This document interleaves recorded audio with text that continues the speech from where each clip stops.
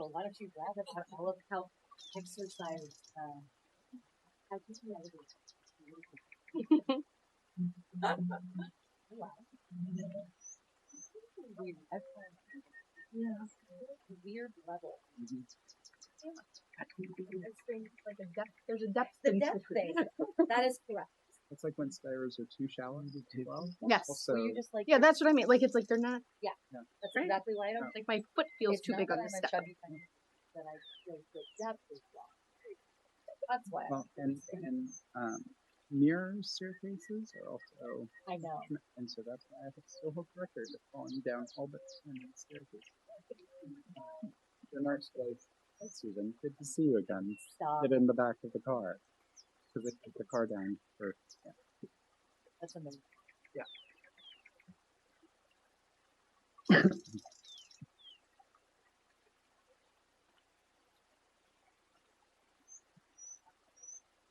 No. Well, no, and I said to them, I was like, do not assume I'm expecting an answer Yeah. right now. But like, if I understand that.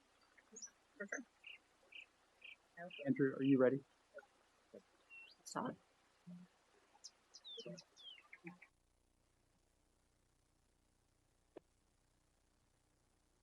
You ready? I am ready. Excellent. Okay, Andrew, we are ready. Welcome everybody to the meeting, 6 o'clock meeting of the board o'clock. Wow, that day. Board o'clock. It's been a day, folks. Anyway, welcome everybody to the Tuesday, May 9th meeting of the Board of Education. Welcome to everybody. We are going to begin with first with our land acknowledgement. We acknowledge the traditional, ancestral, and ceded territory of the Chumash, Tongva, Fernandino, Tataviam, and First Nations on which we are learning, educating, and living. With that, we'll move forward with the Pledge of Allegiance. So if you'll join me, flags over here. Right. Place your right hand over your flag. Ready, begin. I pledge allegiance to the flag of the United States of America, and to the republic that stands one nation under God, indivisible, with liberty and justice for all. Thank you so much. Ms. Quiterio, can you please take the roll at this time? Member Tabbitt, Present. Member Pontra Kamkar, Present. Vergaga Kanyan. Vergaga Kanyan is absent. Not here. Vice President Weisberg Present. and President Ferguson. Present.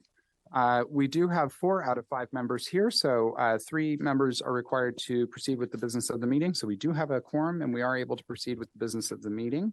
I do, before we get on to item, let me make sure, item 2, that I'm going to ask for some adjustments to be made to the agenda. There was an error made in when we were drafting this. So, and just want to make sure that the public has access to communicate to us during this meeting. So first on item 2A, which is public communications on closed session agenda items. That is just a regular period of public comment that we will take for a period of 5 minutes.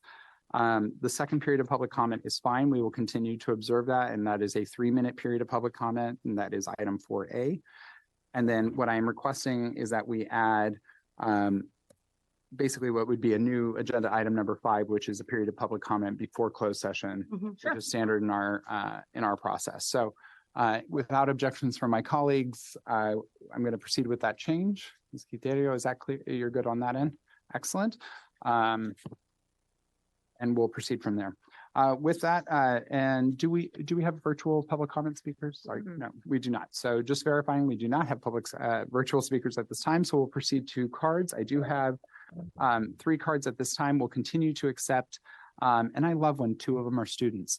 You know, what is kind of great is that this new public where there's a lot more students engaging. We've had students, I think, at almost every meeting. We will pull up our speakers. We'll continue to accept cards until our final speaker has concluded.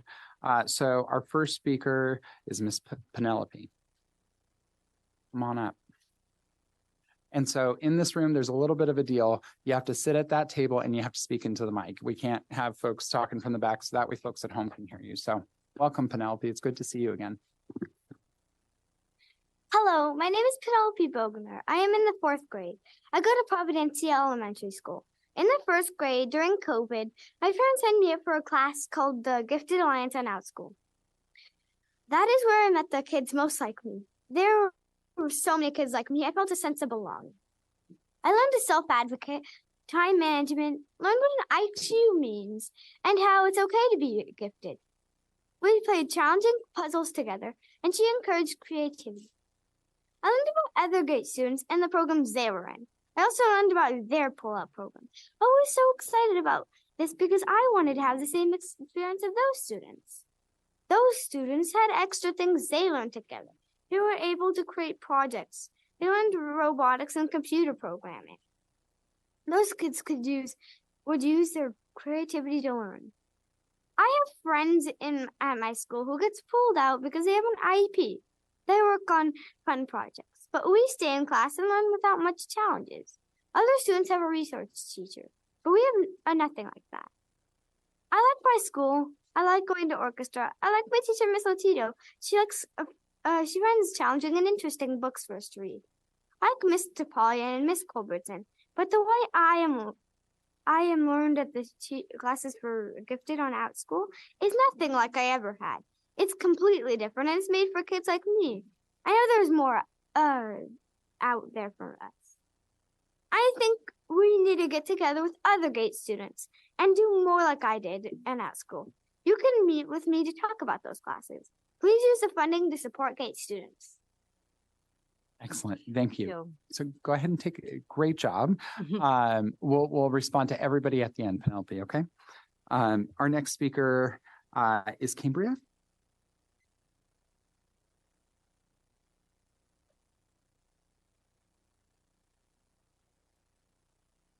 Welcome.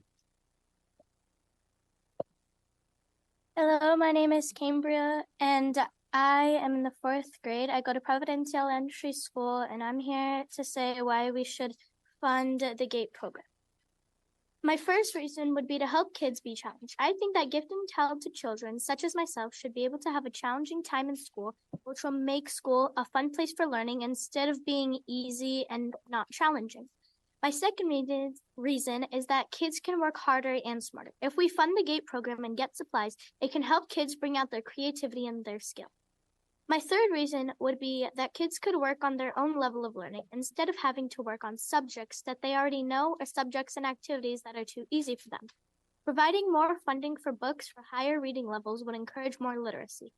My fourth reason is that we need more help with catering to GATE kids' interests, while also helping them in subjects that they do not yet excel in. My last and final reason is that a fully funded GATE program can really make learning more fun and keep our interest in school subjects that we are not always too interested in. For example, I love to read. I read at a very high grade level. However, I do not have the same love for history as I do literature. If we've had more funds, maybe our teacher would be able to provide a more interactive experience and more opportunities to explore history outside of the classroom. All in all, please consider fully funding our GATE program to heighten all of the GATE kids' learning experience. Thank you so much. Our final speaker is Schlossman. And that is the last card I have at this time. I'm sorry, I'm calling up you, Mr. Schlossman. So you're up next. If there's another card, feel free to submit. I don't have any other cards at this. Oh, yeah, actually, that is the order I received it in. So go ahead, Mr. Schlossman. Like your shirt. Thank you, sir. I like yours. There we go. I noticed on your goals and agendas, you don't talk about school site security. That's problematic. And then under item number 4, 4.1, you're talking about increased transparency. And I think that's important. You know, I've sent you all emails and copies of this type of these communications regarding the destruction of text message communications, which so much is done these days via text. The courts have already ruled, the Supreme Court's already ruled that if you're talking about school business on your personal phones, it's a matter of public record. And it's this conversation I'm having with you is nothing new. We had the superintendent admit to destroying records. We had Mr. Paramo admit to destroying records like he's boasting of it. And I don't know who's supposed to be accountable. You know, I know you're a fair guy. I know you want to play by the rules and obey the law.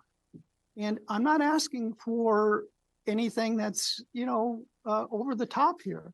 If you talk to any IT guy, or a 13-year-old, they'll tell you that there's apps available that takes these text messages and collates it and arranges it, and you can email it to a file, a server, and it's a matter, you're not reinventing the wheel is what I'm trying to tell you. It can be done. The way I do it, I have to take a screenshot and, boom, boom, boom, it'd be 1 million screenshots. That's not reasonable. But there's apps that exist. And, I asked for some copies of communications from the vice president. And I want to read for the record what she said. She calls it best practice. She says, as is best practice, I delete all text messages relating to anything school board related. That's Exhibit A in the courtroom. She's admitting it. I don't have any current text messages from or to Dr. Hill, Neiman, or Paramo, or any board members beyond today's messages regarding Starbucks. I clear my texts out immediately after board meetings and at least once a week. That's a further admission that she's destroying these public records. What do I have to do to get you folks to comply? I think I sent you a copy of the letter I sent to the Attorney General and to the State Board of Education. What do you do when you have a kid who's cheating and won't stop cheating? You talk to the kid, you talk to the parents, and you do the best you can. Well, I'm doing everything I can here. And do I have to sue you? Is that really what it's going to come down to get you to comply? All you're doing is spending money, the district's money. I wouldn't get anything out of it. Personally, I wouldn't get anything out of it, except that you would have to comply. Yeah, the lawyer would get something out of it because you'd have to pay the lawyer's fees. And it's needless. We're on the same page. Okay. I've got some other things to talk about, but I'll come back, in a different thing. Thank you for your attention. And please show some leadership on this. It's transparent. Thank you. Got it. Our next, thank you, Mr. Schlossman. Our next speaker is Peter Bogner. I'm sorry, I just call the cards in order. That way there's no accusations of me prioritizing certain speakers at different moments. So thank you for putting up with my need for protocol here. I appreciate you pronouncing our name correctly. We've met before, so it was a pleasure. Good to see you again. Welcome. Good evening, members of the school board. My name is Peter Bognar. I am a parent of 2 students at Providencia Elementary School. One is Penelope, that you just heard from, and her classmate, Cambria.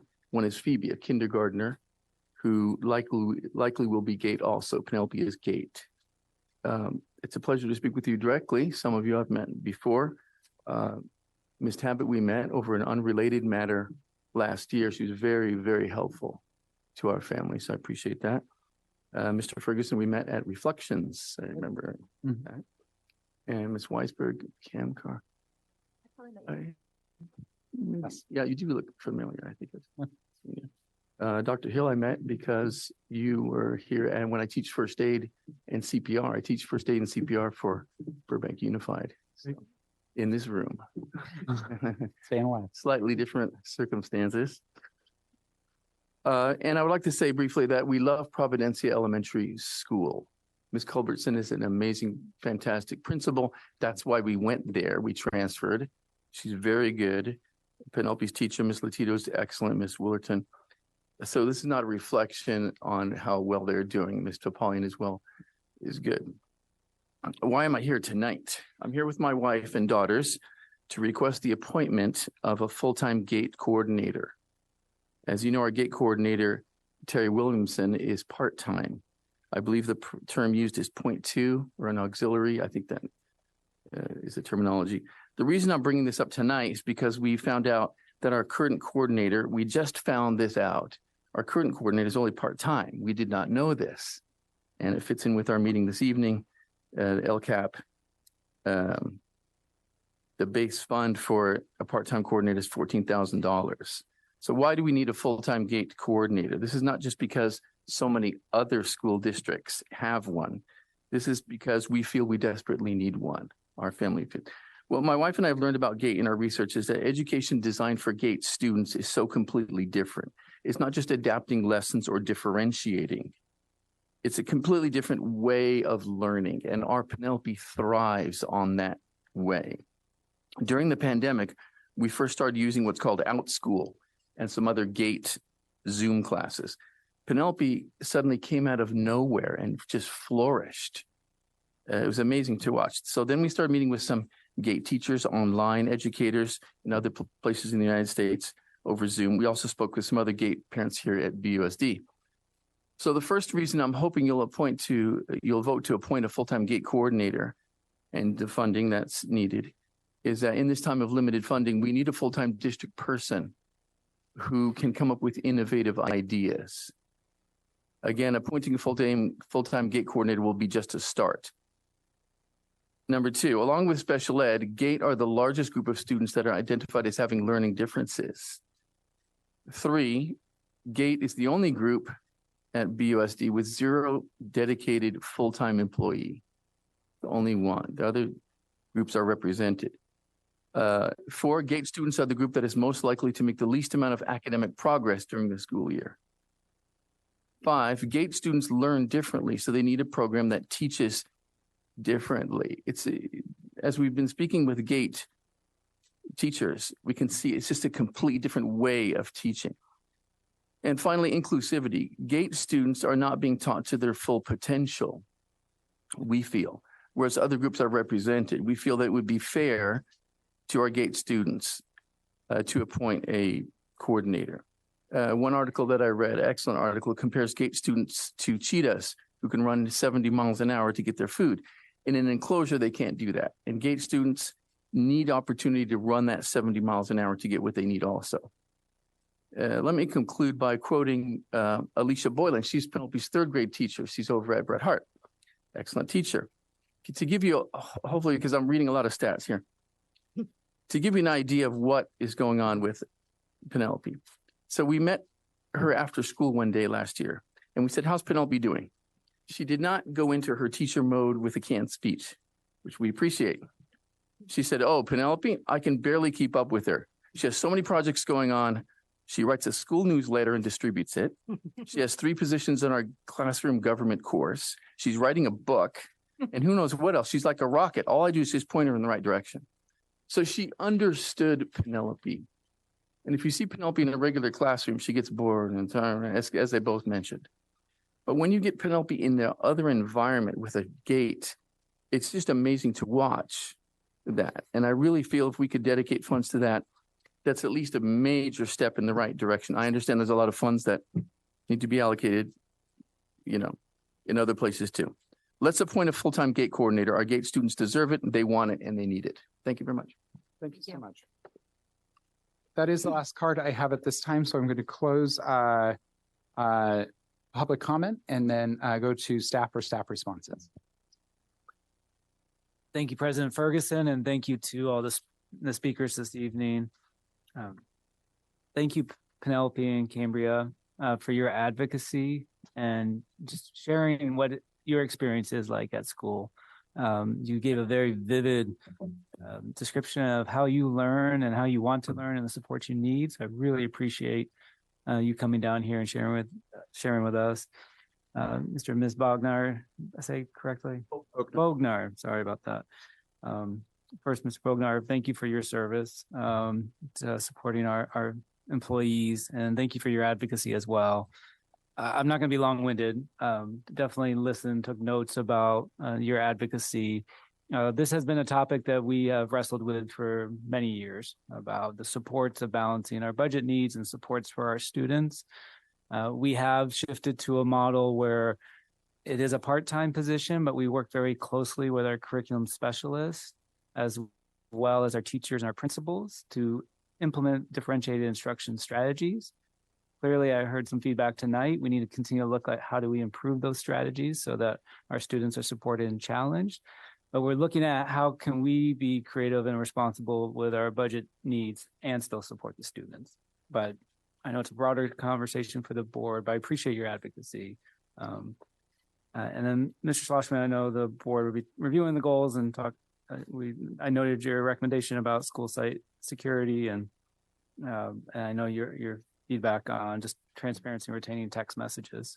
You did mention you may know some apps. I've asked my technology team as well as there's an easy way for us to store our messages. So if you know specific apps, please send that to me. That's a conversation we've had. It's something that we want to be able to, how do we get text off of our personal phones into a database so it can be retrieved if needed in the future. But thank you. Board member responses. Sure. Ms. Tabbitt. Well, ladies, Penelope and Cambria, thank you for coming tonight and sharing. Can you hear me okay? And sharing your thoughts and experiences with your day-to-day experience at school. I loved hearing that you like school and you want to be at school. So you know, at one point in time in my life, I was a GATE teacher, so I kind of get GATE students. And Mr. Bogner, I think you described it perfectly when you said your GATE student needs to be free, like that cheetah, to run and learn the things that they're interested in. And you're right, because I've seen my students. It's almost like they're much better off if you said, here's a blank page, whatever you need to do, but let's talk about the Civil War and run with it. And you get amazing things back. Where some students need more parameters. You know, I need 500 words, I need a diagram, but that doesn't work for the GATE kids. And Penelope, you talked about when you're interested in something, boy, there's no stopping you. And sometimes when you're not interested, it's harder. So we have to figure out as the adults that run a school district, how do we within the confines, because it's not easy. There's numbers involved and there's dollars involved. How do we figure out how to best provide an education, a rigorous education for learners who learn differently? And Penelope, you were excellent in describing some of your peers who have needs that are addressed. You called out RSP, is that what you called it? Oh, we're not supposed to go back and forth. Okay, anyway, you called out some different learners who had additional help. And you're right, we do give additional help to students who need it in certain areas. And I'm of the opinion that you deserve that same thing as well. I'm going to count on the adults, the leaders, and as we have this discussion tonight about where and how we spend our money, what are the possibilities of things that we could do to make that an experience for you as well? And Mr. Bogner, I think it was you who said it's not just about differentiated instruction. That's a part, but there's more to it than that because they're a bigger picture than that. So you really have to kind of figure this out. The conversation isn't ending. It may not be a right away thing, but definitely I can say that this conversation would be ongoing. I do think, Dr. Hill and Mrs. Caseo, if we could return if the teacher the lead on GATE instruction is willing to put those parent meetings back in person, they just seem to have a better ability for people to work with each other in a personal setting as opposed to doing it via Zoom. So thank you. Thank you for coming down tonight. Please don't leave if you can stay and hear the conversation as we go further. I think that would be great for you, or you can always watch it from our website later or from home. Mr. Schlossman, I'm not opening the door here, but if I'm one of those that you include on your emails, I'm not getting them. So if I'm not one that you include, please don't feel like I'm stressed out about not getting them. But if you're expecting answers from me, I need to receive them first. So just so you know, I'm not. And there we go. Thank you very much. Thank you. Thank you, President Ferguson. Cambria, Penelope, see you. You guys did great. So thank you for coming and talking about your experience at Providencia. I'm so glad to hear. Here, I'll stand up like this. Does that help? I'm so glad to hear that you guys are having a great experience and that you have ideas for how to improve it for other kids that are like you. I think that's really important to make sure that you stay engaged, right? We know that when our students feel like they're learning at their highest potential, they stay engaged in school. One of the things that we're doing from a governance perspective, which is probably not as exciting for you guys, is that we're having an academic committee. And so this, I think, would be a great topic for us to take up at the academic committee is what does our GATE support look like? And how might we rethink making sure that we're supporting all of our GATE students and what might some different ways of serving them look like, right? So I've got some ideas, but I definitely want to talk to the academics. But thank you for coming to advocate for yourself and for other students like you. I really appreciate it. Good job. Excellent. Additional responses? All right, Dr. Weiss, please. Hello. You guys killed it. So couple of things. You guys did exceptionally well. Are you a little less nervous now? Gabriel, you're like, okay. So the first thing I want to say to you both is I hope that you will come back and continue to advocate for the things you care about, even if it's something totally different, so that you'll continue to come back. Or if you can't come to a meeting, you'll send us an email because we all get them, or you'll invite us to come talk to you and some of your fellow students. Penelope, it sounded like you were on like student government. Like you had a classroom government thing. Is that? Yeah.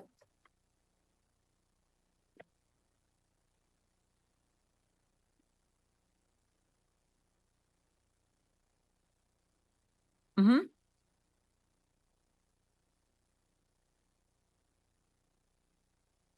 Very cool. Ooh. Mayor of the Clubs.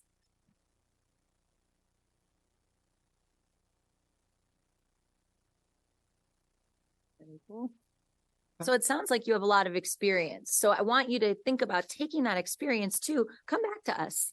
Even if you don't love the decision that we make, right? Come back, because sometimes it takes a while. And even if a group of people really wants to do something right away, one of the things you learn when you're not mayor of your classroom, but you're mayor of a city, which I have no doubt will happen for you, you will learn that even things you're most passionate about, sometimes they take so long. But keep coming back, okay? Keep coming back. Miss Cambria, it was beautiful.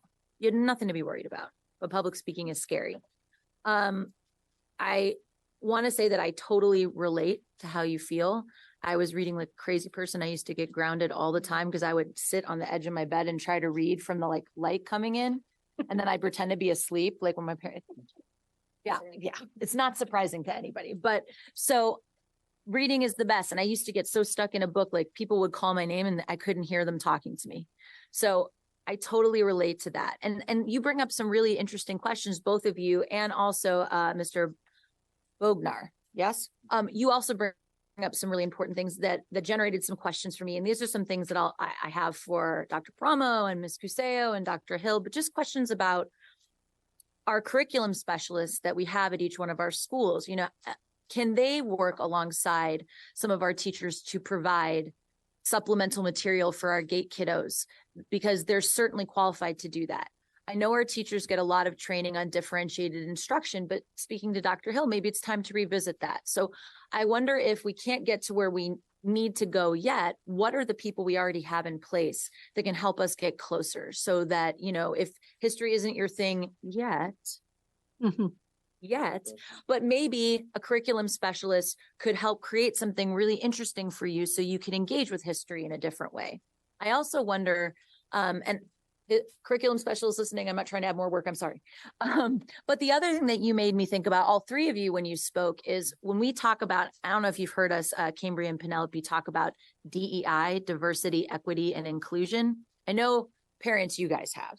And one of the things that we talk a lot about is making sure we have an expanded understanding, right? And so people who learn differently are part of that. Making sure that people who learn differently, we are thinking about them from an equity and inclusion standpoint too. So you talked about, I can't remember, I think it was Penelope, you talked about her friends who have IEPs. That was you, right? You get pulled out of class and you get to do all this fun stuff. And so us thinking hard about how we're addressing those learning differences and if we're being equitable is such a great question. If we're being fair, if we're giving everybody the stuff that they need. So what you raised tonight is something that I think we're all grappling with. And I took so if you saw me typing away, I took a whole bunch of notes based on what you said.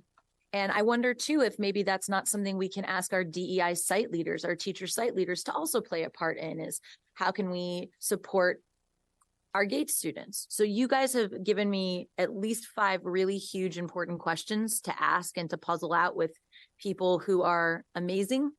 But so I think the most important thing you can ever do is challenge a system that's in place and then ask really important questions. And I think you've achieved that tonight. So thank you for these. Keep coming back and we'll try to, let you know where we're at. And I don't know how long you're going to stay because you might have cooler things to do, but we will continue talking about it. So thank you both. Yeah, thank you. Dr. Ahunkani. Thank you. Well, first of all, to Penelope and Cambria, I came a little late, but I commend you for, first of all, coming here.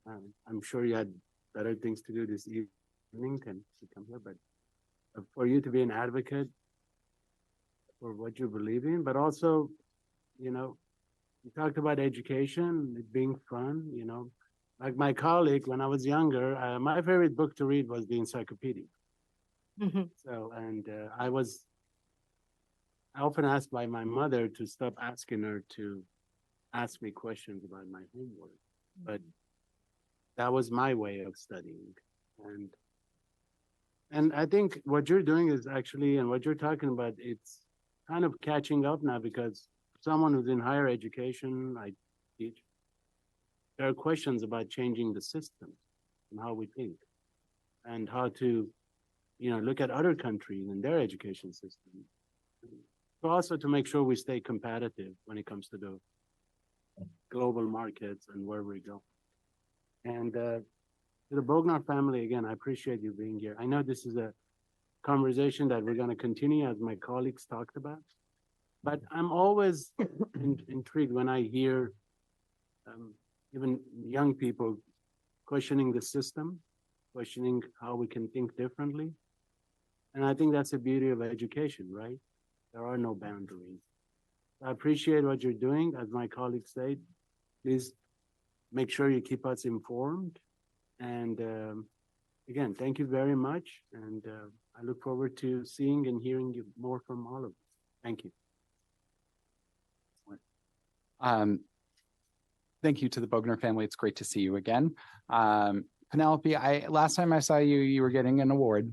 Now you're up here talking. So one of the best parts about being in this job is I get to meet a lot of young people like you. I don't often get to run into them multiple times because there are so many. We serve 14,000 plus young people in this district. So being able to see somebody multiple times and at times even track their experience. Your mom and I are now friends on Facebook, so get to see amazing things that are happening in your life. And that's one of the true gifts of this job. And also not having kids of my own, so I can focus on you and celebrate you when good things happen to you. So first, I'm loving that I've seen you twice. I'm loving that I'm seeing, not just the skills that you have creatively, but now skills that you have for self-advocacy. I think that's really, really important. So thank you for that. And to the Bogner family generally for your advocacy in this moment.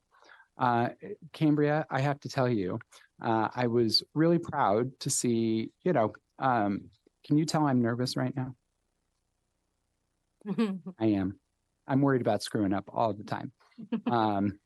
But what I saw is you get up there in that mic and really manage your own nerves and deliver. And you made some really good points. So I really appreciate that. But I will tell you this, you're always a little bit nervous, no matter what, whether you're sitting in this chair or in your chair. You just learn to kind of smile through it differently. Great job to both of you. I think you made good points. I think we have worked on GATE as an issue and trying to use and allocate resources as best as possible through a number of different circumstances in the 8 years that I've been on the board. I don't think that the way we are addressing this population's needs is sufficient. In comparing with other populations' needs as well, I have to tell you, they aren't sufficient either. So I'm not trying to create any, situation, but I do want to say, I think the cheetah is a really good example. I think the cheetah is a really good example because we all know cheetahs run at 70 miles per hour, right? We all know that they have that potential within them to achieve greatness and speed. But we don't know that for the rest of the day, what are they doing? They're sleeping. Because they have to work their way up to that, right? And that if they don't hunt enough, right, they run out of energy and they're not able to hunt at the same speed. They're not able to do their basic functions in the same way. And I view different learning styles just like that cheetah, right? Because there's a lioness down the street that can jog for a good 30 miles per hour, right? And still achieve the same outcome, right? But her life, I would argue, is a little bit more balanced in the ability to get up, walk around, do her things, and doesn't have to recharge for an entire day. When it comes to GATE and when it comes to learners like you two, there are different needs. Because you can process things quickly, sometimes there are additional supports that are needed when you process into especially areas that are more adult. And require just time on this earth to understand with greater context. And, it's why I can smile at you today and talk, and I'm not as nervous. I've had just a little bit more time on the planet to kind of understand that that's what I can do and nothing's going to hurt me. And even if I screw up, so what? I keep talking, right? So we have made progress for learners like you in other areas, getting additional supports, making sure that the lessons that we do teach, give you better tools to deal with a number of different of things you're going to encounter in your journey as you live with this. And so it is a gift in some ways. In other ways, it's going to present challenges, just like life does for all of us. So I think, Ms. Tabbitt speaks of the need to invest in this. You bet. I absolutely do. And I do think that, frankly, the way the state is going with public education, we are going to attain greater flexibility over time to really create what I think is becoming a choose your own adventure style of education that understands that we do have a lot of learners who have been recognized because of testing and those who are untested and who are not recognized and not assigned, that we really do need to customize everybody's learning pathway. That one prescriptive path is really limiting for everybody's experience. So we have allocated, so when it comes to resourcing, we are allocating additional resources to answer a lot of the social emotional needs of our gifted learners. But yeah, I think we do need more time. This budget, I have to be very transparent as we are looking at negotiations and a number of things. I don't know that we're going to find resources within this budget to move a part-time position to a full-time. Because the demands on other full-time positions, which frankly may either need to be phased out over time, are serving broader populations or state mandates or federal mandates. That's not fair. That doesn't mean that you guys deserve any less or the pullout experience or any of those things that you talked about, because I think you're very, very right in that. But I am looking at Ms. Ponser-Kamkar, who said, let's pull this to academic affairs. Let's really take a look at this and see if there's a pathway moving forward that is different. We have, frankly, kept this slice of the pie and kept it as sacred as possible and kept it from, frankly, becoming no slices of pie. Because I also want to cite that it's not just about the slice of the pie, right? It's about the village it feeds, right? So if a part-time gate coordinator can't then turn lesson plans, other things to other positions that can implement that ultimately in the classroom. And again, we've eliminated a lot of those positions. So unfortunately, it's not just about that one coordinator, it's who that coordinator feeds and then how that impacts instruction in the long term. And unfortunately, we've eroded that infrastructure due to cuts over time. So the people who have supported this community are always looking to try and deliver in spite of those resource shortfalls. So that's where I think always a refreshed conversation is a good thing, and looking forward to hearing back more from the Academic Affairs Committee on just any recommendations that you guys have that can kind of keep that front and center. But keep being cheetahs, keep being you. It's a beautiful thing that you learn differently than other people. How they learn is also beautiful. But that's what's going to make your journey on this planet special. And in the meantime, it's a real privilege to watch both of you in the mix of it. So thank you on that front. To Mr. Schlossman, thank you for your points. I am going to say, being a school board member does not come with a handbook.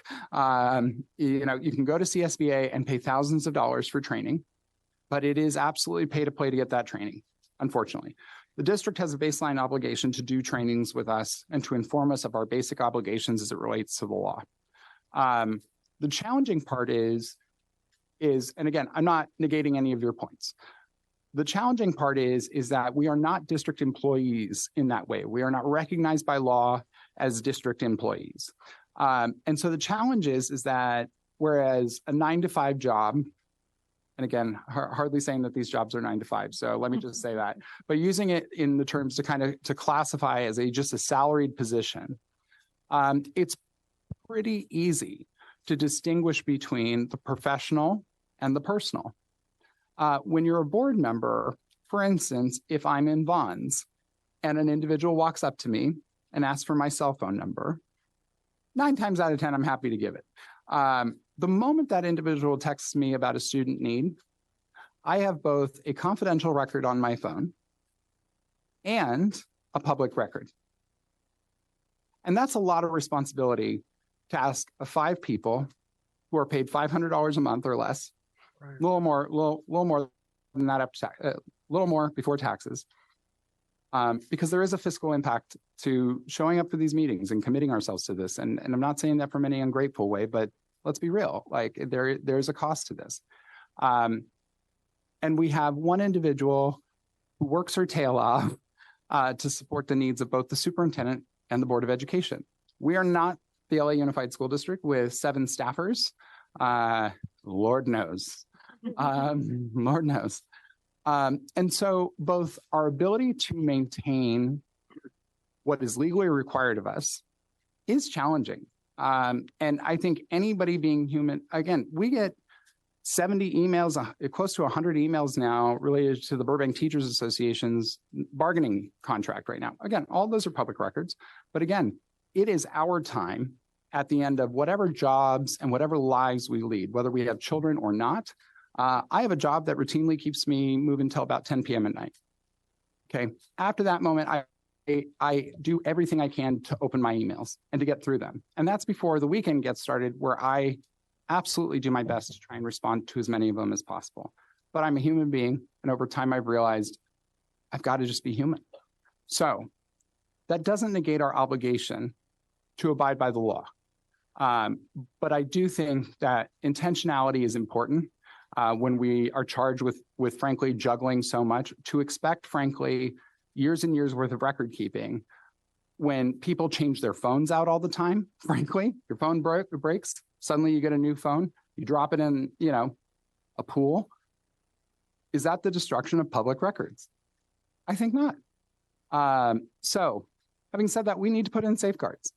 And so in conversations with the superintendent, I have asked that the board get basically cell phones issued to us where that can be directly managed. I have to tell you, I have a work cell phone, I have a personal cell phone, and I am not excited about carrying a third phone around. But I will do it. One, because it is important that we are able to do it. For newer board members, this Dr. Weisberg, et cetera, who came on during COVID, during the middle of the pandemic, I'm sorry, there was not a board member 101 at that time. And for Ms. Sponsor Camcar, congrats. Please keep all text messages. And so we are absolutely accountable. There's no, again, we are very careful rather constantly about our Brown Act count. I have been with Ms. Sponsor Camcar at coffee and said, I can't talk about that Brown Act.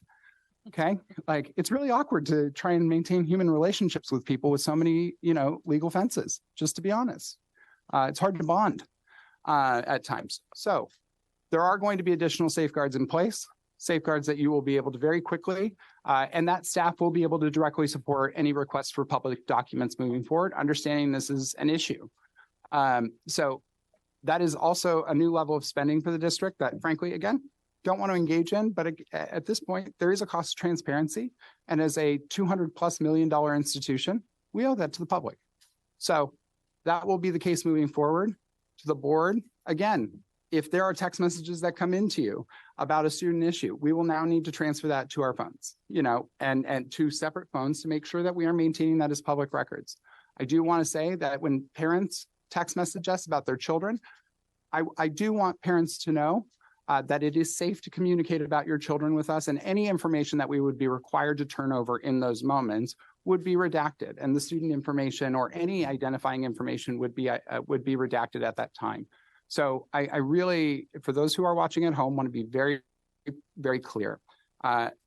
Many of you share the stories of your children. Many of you do so at public comment. We can't do a lot of filtering in that moment. But for those of you who do share via email, we care very much so about the privacy of your child and in their educational experience and in their struggles, which is often what is shared. So just know that you can feel free to email us. We will keep that data, that sensitive data, private, and we will move forward from there with that protocol in place to ensure that we're able to comply with that. I will say it's also not just board members. Any employee of the Burbank Unified School District, any employee of any state or local agency who works for the government, yeah, their emails are all discoverable. So it's a good time for all of our employees to be reminded that, we are publicly accountable. And sometimes that feels a little bit intrusive. I'm living with that daily. I relate. But as somebody with 3 cell phones, let me just tell you, it's what we need to do to maintain public confidence so we can continue to deliver the miracles that we do every day so that these 2 young women and all the other kids in this district can learn. And that's worth it. Okay, with that, we will close public comment and go to the next thing. Study session on the Burbank Unified School District district-wide goals for the 2023-2024 year. For this, Dr. Hill. Thank you, President Ferguson. For the public, each year we review our goals in advance of our LCAP process. Our LCAP has the key 4 goals that we're talking about this evening. And then we align some of the activities and actions to the sub goals, but the board has an opportunity to review the sub goals each year and give staff direction on any changes they'd like to see for the upcoming year. So I will turn it back over to President Ferguson and the board to just provide feedback to me and the staff. Looking at board colleagues, see if you have any feedback. So I sent a series of questions. yesterday evening, and I appreciate people actually finding time to respond. I did not have any expectation that they would, but I wanted to talk about a couple of them because some of them, in hearing responses from district staff, don't even need to be part of our goals anymore, sort of sub goals. So I don't know if this is the time to talk about that. If we're talking, okay. So I can just walk through it's actually not that big.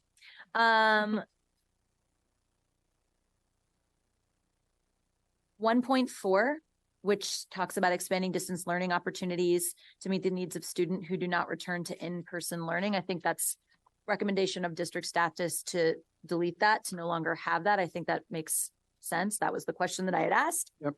I'm sorry. 1.4 you want to delete? Yeah, because it's really specific to students who don't want to go back to in-person learning because of COVID. Would you, we are still offering those programs though. Yes. And so what I had asked is, what our current numbers are for ILA and independent study.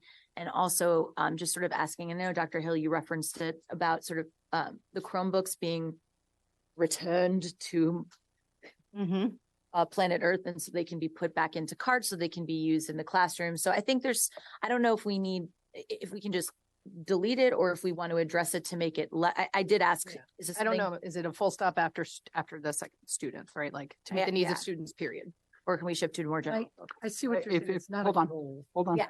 So I think if we are going to get prescriptive with the goals here, just if we can have outcome metrics ultimately prescribed in the right SMART goals. Yeah. So also because, and again, full disclosure, this is a part of the evaluation method that we use for the superintendent of schools. So it is important that we're prescriptive and that this is achievable without being some kind of open-ended goal that is unattainable, unachievable, and that you can't demonstrate pathways for. So Well, and so that was, I think, sort of my question, and the response was, because I said, can we, to Ms. Ponser-Kamkar's point, is it something that we can make more general? And the recommendation was to delete it. And I think that we can, some of the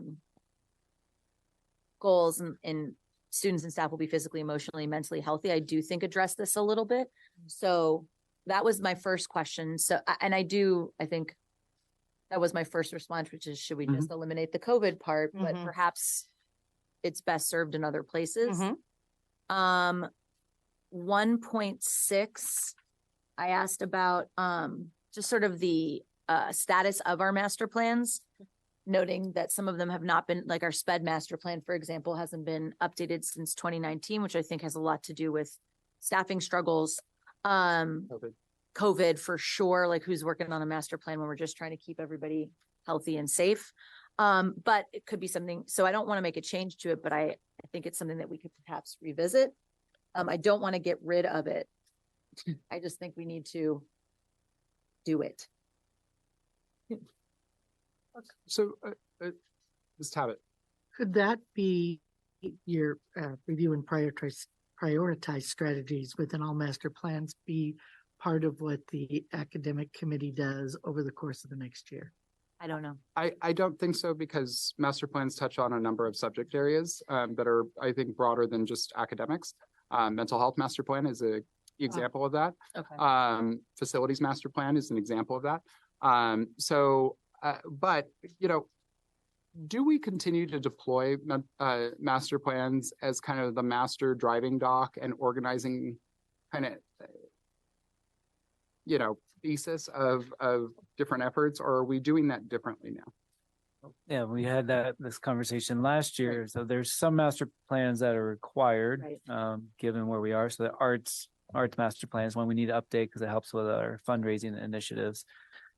So we've put on hold work on master plans except for the required one in last year's conversation. So is that the right, I guess it's a question for the board, is that the right vehicle to drive the one?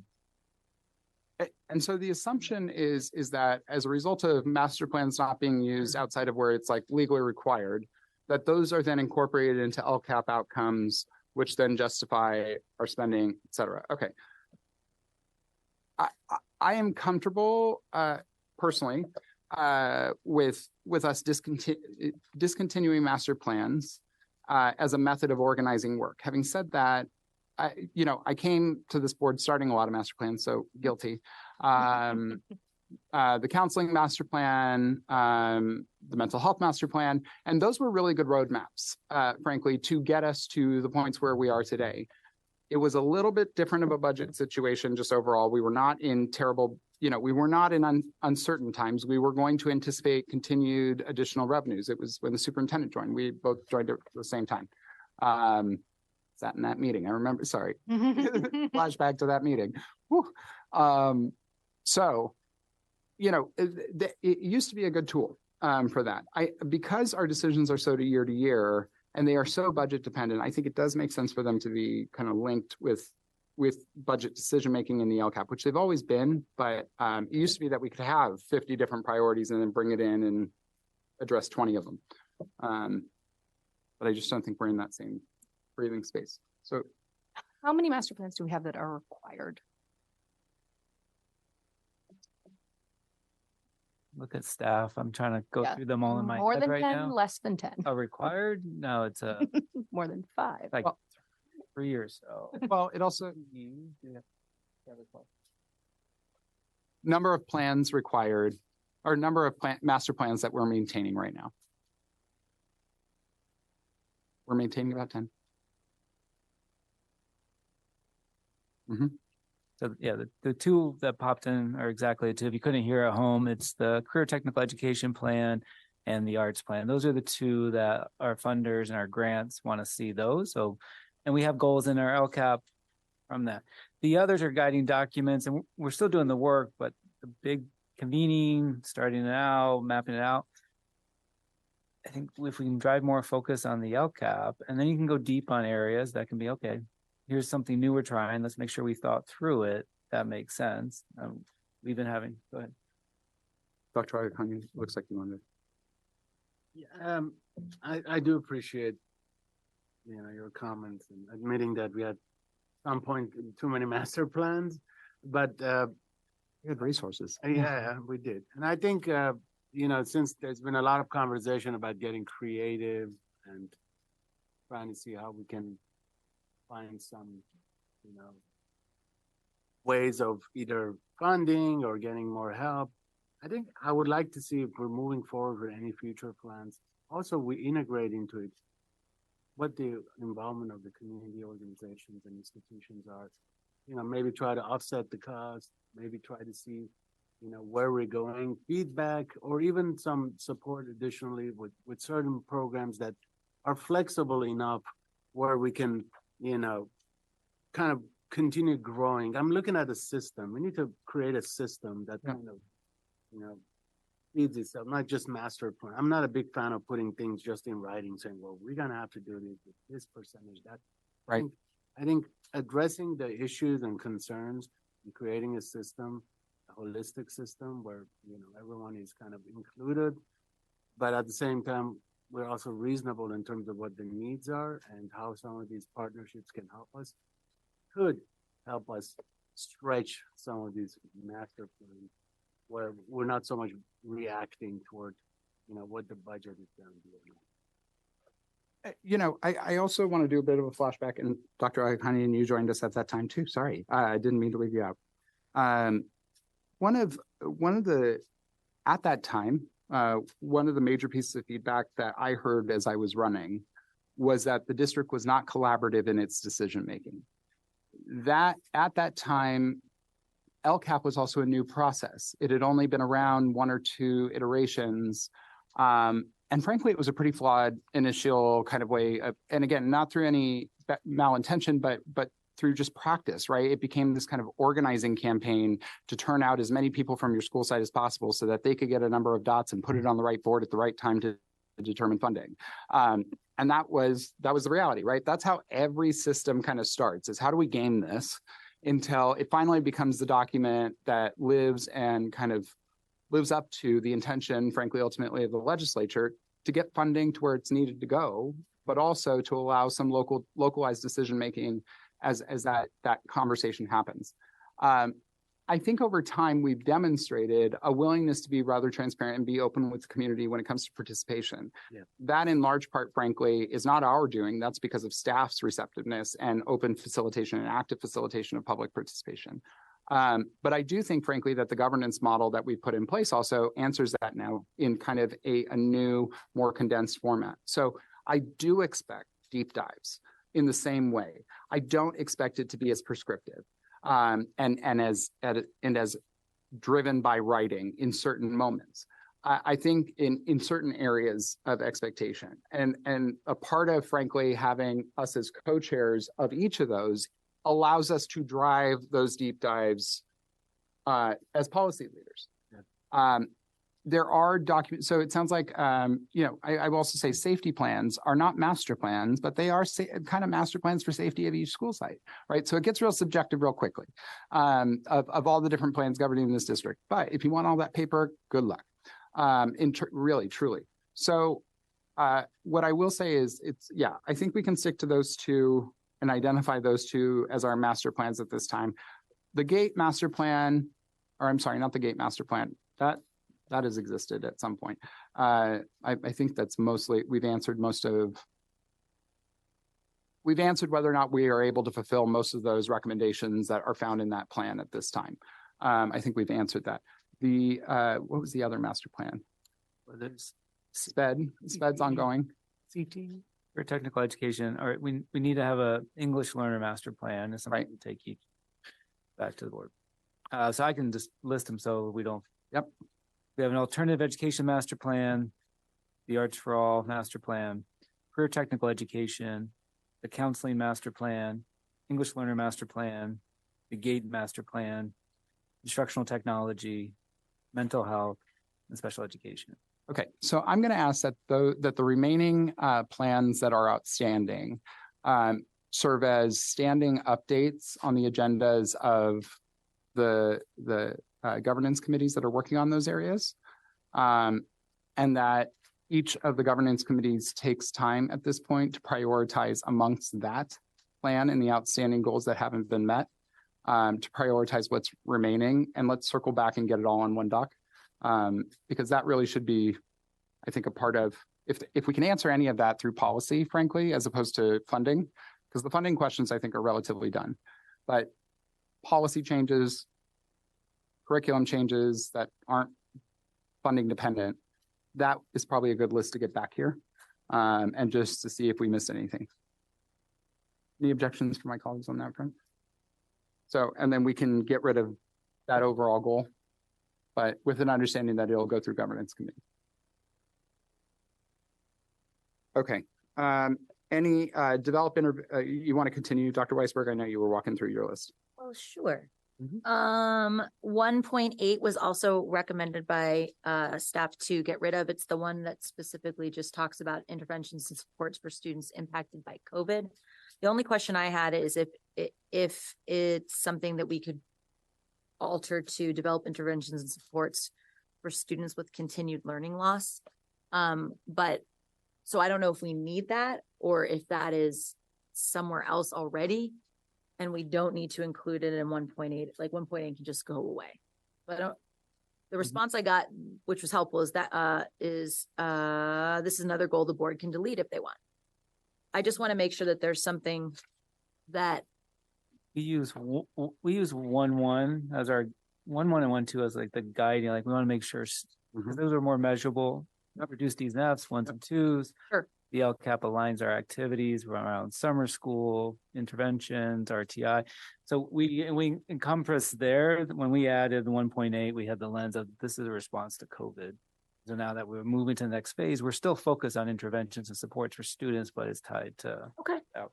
So then it seems like that's another one that we could, without there being a negative impact, get rid of 1.8. Can I suggest a slight kind of pivot on that one? Actually, instead of developing interventions and supports for students impacted by COVID, conduct a post-op on what impacts happen to different learning communities post-COVID. Like, I think we're all actively responding to different moments and different needs, but get that on a list, all together and say, this is what we can anticipate in a world where this is possible. Because I would also like to be able to cut, there were 4 of us on the board. Thank God to sponsor Campground. Thank God, during that time. And it was a very helpless moment in a lot of different ways. But I think as survivors of that kind of collective near-death experience that really was, I think we owe it to our community to have a plan for learning if we ever have to go back. And if we didn't have a plan in place, I think we should be thrown out of office, just to be honest. Genuinely, all of us. It was that severe of an impact into the families who are still recovering from it. I really do think. So I would like to see, and again, I know this seems like a lot for a board goal because a board goal is a pretty prominent thing, but I would like us to have, whether it's on a shelf or not, a plan for remote learning, a return to remote learning, should that ever be the case, informed by the lessons we learned by this pandemic. So we can actually say to the public in a very accountable way, we have a plan if this is ever the case again, and it will be a more compassionate plan based off of the lessons we learned. It's not going to be a flurry.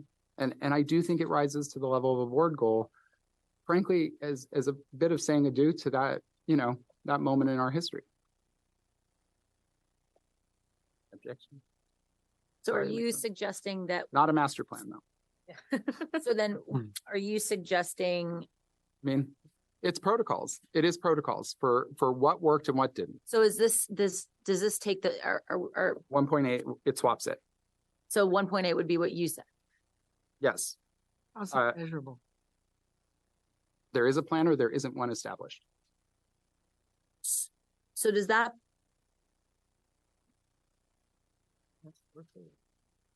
so you're saying that, I'm sorry, my brain is mush. So, develop protocols for a potential return to in-person learning or distance learning. Should, Okay, the environment necessitate, okay.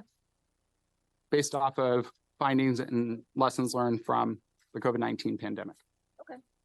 So that's measurable and that we need to make sure we do it. We have a plan, Okay. or we don't have a plan. Okay. But right now we do not.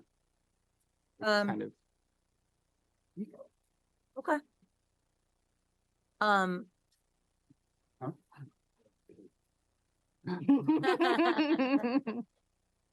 That's true. actually, that goes in board goals too. Sharon Cuseo, never retire, Ever 1.8A. through Z. That's right. Leaving the ones and going to the twos. Won't you join me?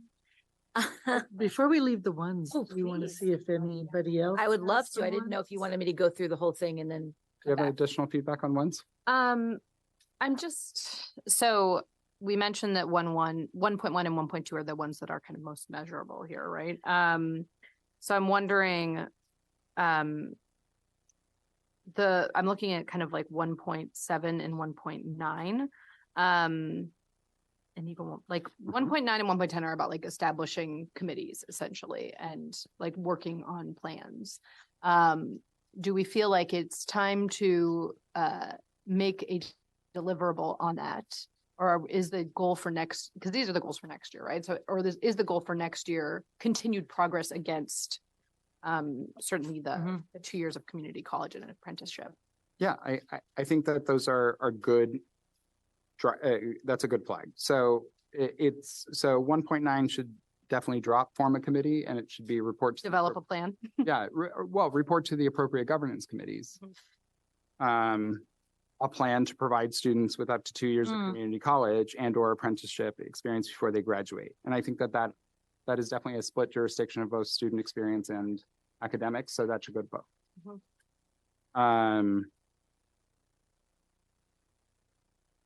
And then the other one you identified was 1.10, correct? Yeah. Review and analyze the current special education programs to identify and implement further support for our SPED classrooms and programs to ensure our SPED students are receiving education they need so that they are college and career ready. Again, I think those are, report to the appropriate committees, which again, one is about student experience, and the other is the academic experience as well. So how does 10 differ from, which one was it we were talking about? In the ones? Yeah, the because we have a special ed, a SPED master plan. Mm. So that was my thought.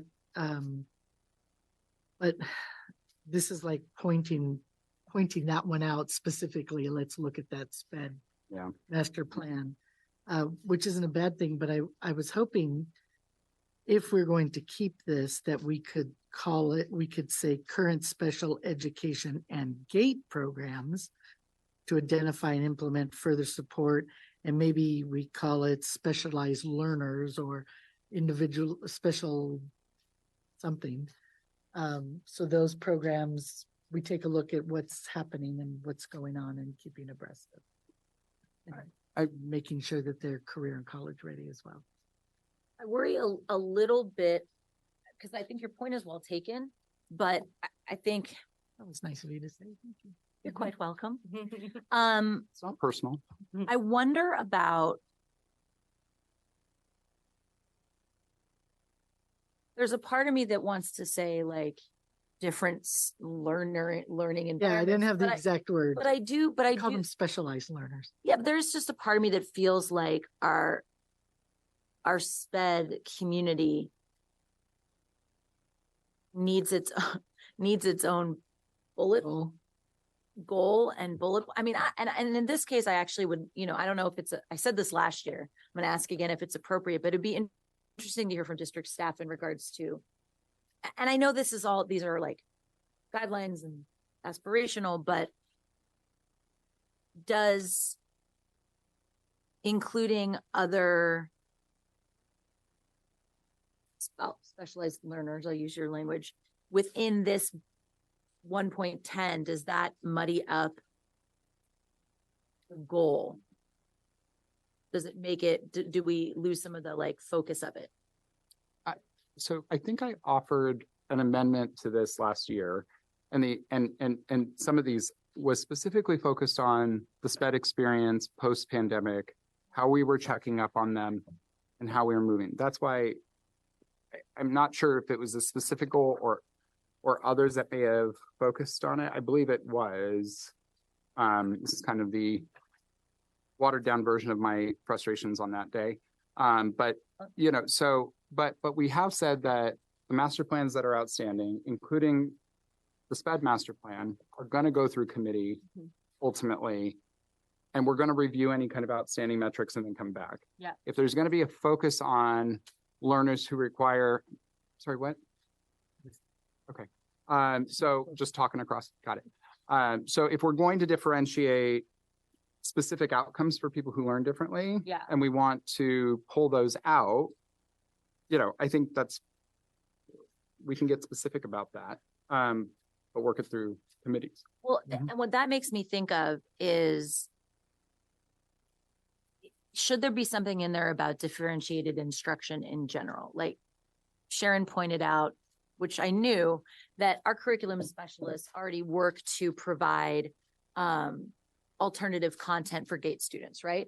So is it that we need to spend some time doing a deep dive into identifying all the ways in which we serve different learning populations? I mean, I guess my question is the goal here, if the goal is to make sure that our programs are receiving the students are receiving the education they need so that they are college career ready, does it make sense to expand it and have the focus be on either differentiated instruction or neurodiverse students or something like that, so that then the look can be, to your point, to sort of everybody's point, like post-COVID, are these different learning groups getting the things they need to be college and career ready? So we're expanding it out, but it still includes SPED, but perhaps also, GATE, and I'm sure there are student populations that aren't popping into my brain right now. So for the board, I wonder if that is the direction to go in, because I do think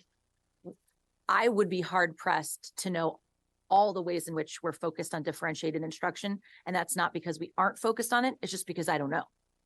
Well, Ms. Ponser-Kempfer had her hand up. Yeah. Happy to jump in. I think my question on this is, and I think President Ferguson, this is where you were going, was like, what is the outcome here that Right. we're looking for? Like, how will we know if we've met this particular goal?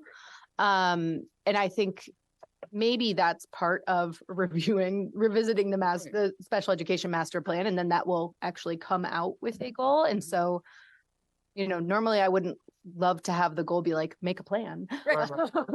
But this seems like a place where that might be applicable, right? And then the following year, we can take whatever metrics are coming out of that plan and then put them into the goals, right? Yeah, and to answer that, yeah, I think that, this is very black and white, outcome driven. So yes, absolutely. And I think like we are, especially as we utilize these governance committees, which again are made up of the different populations represented by your district, that really play a role in the governance decision-making of the governance and decision-making of our district. Like, we're going to develop workflows, and eventually, it should be these committees that are frankly driving a lot of policy decision making. So, trying to isolate it back up here, that's not necessarily what we want to do. We want to get it so that there is opportunity for parent, staff, classified feedback, public community feedback, generally. And so, I do think that we need to find a way for, okay, so we look at the SPED master plan, we evaluate the goals, and we evaluate them through, especially looking at how it addresses differentiated instruction. The committee may at that point say, hey, this is an area of focus and we need to escalate. This is really an issue to be focused on. And so I think that we've got to figure that out and what that process looks like. I think that's where, frankly, a mid-year goal evaluation meeting, we have an end of year, we have a beginning of the year, and a mid-year goal evaluation allows that to happen. And frankly, that we I know you've done this through, I believe these are the LCAP areas, right? The 6 areas. But eventually, like that, we should kind of designate between all of these, which committees are taking this on. So that way, frankly, again, the committees can kind of set their own goals in the pursuit of policy outcomes, but really this should be, what we have absolute attention and resourcing, I guess, to address on the staff. The highest levels of attention should be on this. So I think the answer is yes, that especially in this situation, academic affairs would get to review how differentiated instruction is being applied. If there's a request for different information or a request, frankly, for a board report on that, and how and what is being offered in that category, then that can be agendized. But like, pick it to committee for now and then see where we're at and whether or not we need to make additional moves. Okay. So keep the goal as written, I think is what, and I'm comfortable with that. I think that's what we're asking for, is essentially like this, unless you want to add like, I would say, there's a deliverable there. Yeah, I would say actually eliminate the goal overall. Because again, that's going to be driven by the board's request at policymaking committees. Okay. Not that SPED community isn't, this is not necessary. This is areas of focus. This is not necessarily, and again, the SPED community has other areas of focus that I think we could certainly identify in these goals if we want to elevate that at this time. But I think when it comes to implement further supports of our SPED classrooms and programs, I think it's fairly nebulous and not really, if we wanted to say ensure instruction, 20% of instruction is differentiated, that would be a hard goal that we could drive towards. But I think that comes as a result of a report which identifies just how differentiated instruction actually is in this moment. So, I think that could be a goal. Yeah, let's have it. So we are keeping 1.6. And if we're keeping 1.6, doesn't that cover 1.10? Well, the conversation actually was to get rid of 1.6. I think we're getting rid of So- 1.6. Yep. Unless we all- change it to all academic master plans and not all master plans. That's not what we said. I think it's okay, What maybe about to, the- so to go back though to 1.10 for a quick second. I'm fine with, If you want to using- keep it amended, Well, that's all. I want to amend it. I want to make sure that we're using sort of measurable goals within Mhm. it. And I think what your point is, Steve, or President Ferguson, is that the language that says implement further support, it's like we need to know what support is there before we know whether or not we're going to implement further support. So is there a way to word this so it speaks more, I don't know if this would a differentiated instruction so that we can review and analyze current applications of differentiated instruction to identify something. So it's like we're rewording it a little bit, we're making it broader. So certainly SPED can fold into there, but it gives us an opportunity to learn more about what's already being done. And then to maybe identify some ways with existing people in place. Because, you know, again, I'm sure there are 20 different ways that differentiated instruction is being utilized that I don't know about. So. Well, and this also speaks to physical infrastructure as well. It's like actual classroom, like. So I would say we either, yeah, sorry. No. So,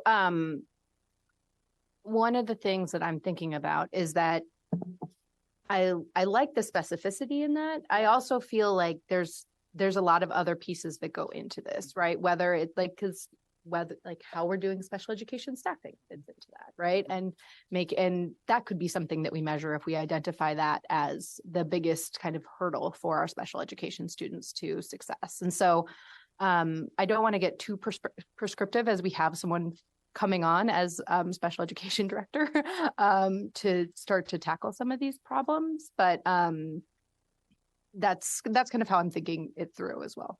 Well, that's kind of you. You know, I do think these kids have waited long enough. Oh, yeah. You know, Oh, as no, well. no. So no mercy, sorry, on that front. But maybe what we can do is actually kind of marry a little bit of everything and say, identify appropriate benchmarks or differentiated instruction and classroom supports that can later inform board goals in 6 months. Love it. And I think the thing to keep in mind too, Benchmarks, again, sorry, yeah. thanks to Ms. Cuseo, is that special education is entirely differentiated instruction. So we're talking about that unto itself. And that is, I think, what I was trying to express and did not have the language for. And then you have the differentiated instruction that relates to maybe GATE or differentiated. I mean, there's so many for our English language learners, right? So it's a humongous bucket. So I like the verbiage that you used. I just think, you know, it'll be helpful, I think, for us as a board to have a clearer understanding of all of this. And then be able to sit back and say, oh, because that will inform, you know, do we want to, when we go back to LCAP next time around, say like, there needs to be more here based on the information that we were given in regards to X, Y, and Z. Yeah. And first of all, love that we're having a good policy combo. Everybody. Good game, popcorn afterwards. Okay. You know, I would like to see what we're talking about again, specific, you know, a conversation about what resources are happening or what differentiation is happening with different student populations. And that can be the deep dive of the committee as they recommend benchmarks back that we put in as a goal. I would also like to understand in the process of that, and either the committee be informed or as we come back with this, just how much differentiation we can offer. How close are we to a choose your own adventure by law? You know, I think, for instance, the Monterey learning model is a perfect model for a lot of learners who shouldn't have to reach credit deficiency or a certain age to pursue that means and that style of learning. Having said that, state law says, no, thank you. We cannot offer it except for in credit recovery or after meeting the age of 16, I believe, right? 16. So just how flexible are we to designing, frankly, to allowing students to, through dual enrollment, online courses, you know, dual enrollment with a partnership we have or not, you know, how much can they do on their own? How much can they do bridging ILA and other schools? They do it for activities to meet graduation requirements. And are there any recommendations for new pathways as a result of that differentiation that could better meet the needs of student populations that we're currently serving? You just Ms. Tabbitt. You just said very well what I was trying to add. a little bit. You just explained it. It's not just differentiated instruction, but oh my gosh, now it's not No. gonna come out. Not even- Differentiated instruction and possible other programs, as Mr. Ferguson just said. I think would be a good, because when we listen to Mr. Ogner, oh my goodness, Ogner, he did specifically talk about, well, differentiated instruction is important. It's not the only thing. And Sure. if we're going to analyze and take a look at things, let's look at the other opportunities. And I know cost is a factor. I get that, but at least we could talk about them. But I would also suggest that there are probably programs and opportunities that exist that are not being taken advantage of. And that's part of the benefit of doing a deep dive, because there are definitely things in place for students who are avid readers, right? Even if it's something, I'm going to say as simple, but it's not, as going to the librarian, right? And working with the librarian about, recommending books, or I think part of, to your point, part of what will be helpful is identifying the things that are already in place that will assist students who are looking for more creative academic pursuits. And that's important because limited money, it's like, we're not even at this point, I don't know if we can talk about creating programs, but in a positive way, looking for the things that already exist. And making sure they all communicate too, Yeah. because that often is a core component of as well.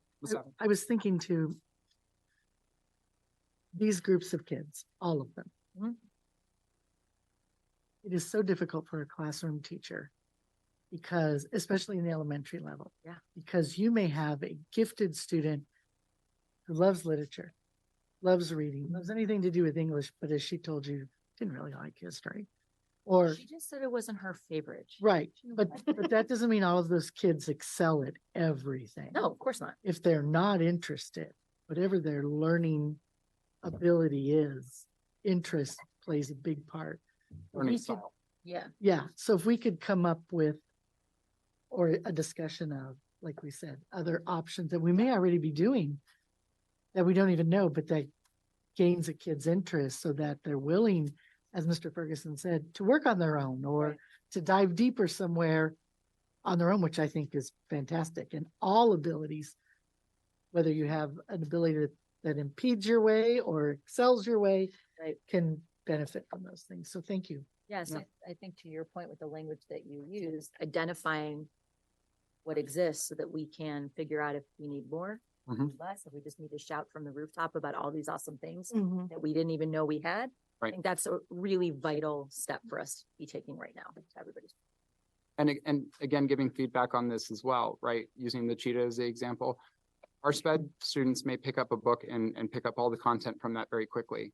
They are also, I believe, 10% more likely to manage anxiety disorders. Yeah. So there are other demands and other impacts on learning styles that are as a result of environmental factors, that are a result of trauma, and that are a result of frankly, brain development, which happen differently for each of us. So, I think it is a bigger, it informs everything in Yes. what we do, but I think it's a great place to start with academics. Dr. Kanye. Okay, great. So what did we decide to say? So basically. 84 Here's the years benefit. later. This Thank is you for that. recorded. So is again to Yeah. identify said it our for long. current. Yes, I'm like, getting back to so our current different use of differentiated instruction. And to have the academic affairs and have that report go to the academic affairs committee and circle back with recommended benchmarks for differentiated instructions, for differentiated instruction It happened. for the board, and that we'll do that in 6 months. In differentiated instruction and or other programs? Or It will just be it will be Just different. benchmarks recommended for differentiated instruction.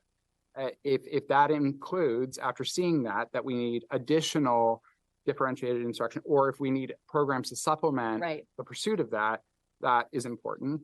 And then my kind of, again, not in the goal language, but I want to understand if, the way we are deliberating, see, this That's is a really good word. the way we are delivering instruction differently to these different populations can inform the creation of new graduation pathways potentially that could address external factors for learners that include anxiety, that include, other things which impact learning. Right. So we can know just how flexible these pathways to address learning differentiation can be used. Thank you. Sounds good to me. Best part is this is recorded and worst Thanks for part working is, through that. thank you, Cindy. My question is also, Go for the first version of it. Okay, yeah. my question is also, I know we're benchmarking, but also what are the requirements from the state and by law in terms of what we can do and cannot do and must do before we, again, look at all these, benchmarks, and because there are certain restrictions and regulations and what we can do and not do. And before, again, great ideas, I want to know what's there. Do we have the capacity? I mean, I'm just curious, just to do a comparison if we're looking 6 months ahead. I think those are good questions that the Academic Affairs Subcommittee can review as we go. Yeah, so they can present, these are our differentiated instructional practices. This is where it's working. These are some restrictions we have, so we can use those as guiding questions. Can I also ask specifically that the committee review, those who are identified as gifted, who are English language learners? And if they are identified, if they're self-identified and come from a culture or a country that identifies those learners who learn that way, how do we support somebody with strong academic promise and strong, a lot of different, traits that tend to recognize the behavior of the gifted, but how we support that learning if they don't speak English? That's a whole different level of isolation, frankly, to not see that. So just was thinking about that thanks to your work. So one point, so we're still on students will be college and career ready via high quality instruction. Anything else on this front? I have my goal area I would like to talk about. I've spoken with the superintendent about it. Is there a specific bucket that you think we're on goal one, just overall goal one? Oh. Yeah. Hear me? Okay. I had the opportunity to connect with the superintendent earlier today, so thank you for being that partner. We're becoming besties on the phone. Lots of work there. We are in the process. Another component of this meeting has to do with, closed session and labor negotiations and doing that work. And the reality is, especially in speaking to a lot of members of the public who will watch this meeting later, in particular, or watch it via YouTube, thanks to Dr. Weisberg. We are kind of in this routine undertow financially, where we come up for air, we get drowned again. We come up for air, we get drowned again. And our best efforts and our most creative efforts that staff, I have to tell you, hits over and over again in order to keep our financial house in order, but also to keep as many programs alive and as many options alive. Specifically, I will say in arts programming as well, to keep as many options and many opportunities open has been tremendous, but it is a battle we are losing. And we are going to lose this battle if we do not change how we address it. And that is my belief. The thing that has made this district so great is its commitment, frankly, to, I think, the arts, right? It is to try and give this very, again, to be as flexible as possible, to just get kids in the building and to let them learn. Dr. Paramo has probably processed a million different appeals on a million different things and a million different, right? And I have rather consistently seen since the superintendent joined staff, because I will say I didn't see that in the same way when Dr. Bowman was here. You're talking to a kid who had to fight for his graduation cord and didn't get it. Just ridiculous. It was my day to graduate. Give me the dang cord. That should be the philosophy towards students if it doesn't impact our ultimate goals. But the challenge is that we have become more receptive. We have become all these things, but now resources are continuing to be a problem. We've also attempted to answer those resource problems by going to the ballot twice and to ask for parcel taxes. We did ask for a bond measure that did pass, so thank you to the voters for that. To be fair, the parcel tax passed with 64%, but not enough of a threshold to pass taxes in the state of California. I see you, Mr. Schlossman, smiling. I think that hurt kids. I think that you're not interrupting me during this moment. Okay, I will clarify. Mr. Schlossman was not smiling. I misinterpreted that. My apologies. But you worked actively on the No campaign, looking after taxpayers, and I respect that too. I think that additional revenues long-term will hurt student achievement, will hurt learning. And I do think that we need to do more as a result to inspire the community to invest in education in order to deliver on future models, in order for this district to be successful. I also think cost of living is going to continue to outpace what our revenues are going to allow us to answer. And what that will look like, as we are already seeing, are protests every year regarding pay and compensation, more and more vacancies that we cannot fill. We are spending more on basically farming out to companies to go find the same qualified individuals who won't come work for us because we can't afford it.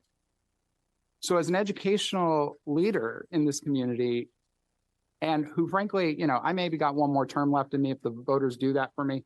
Having said that, I want to leave this place better than I found it. And I really believe that we've got to zoom out and really look at our learning model, because here's the thing. Our learning model in Burbank Unified will change over the next 10 years. The question will be, do we have fewer arts programs?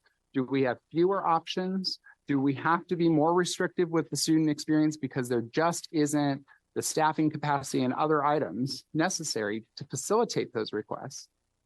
Or will we have more?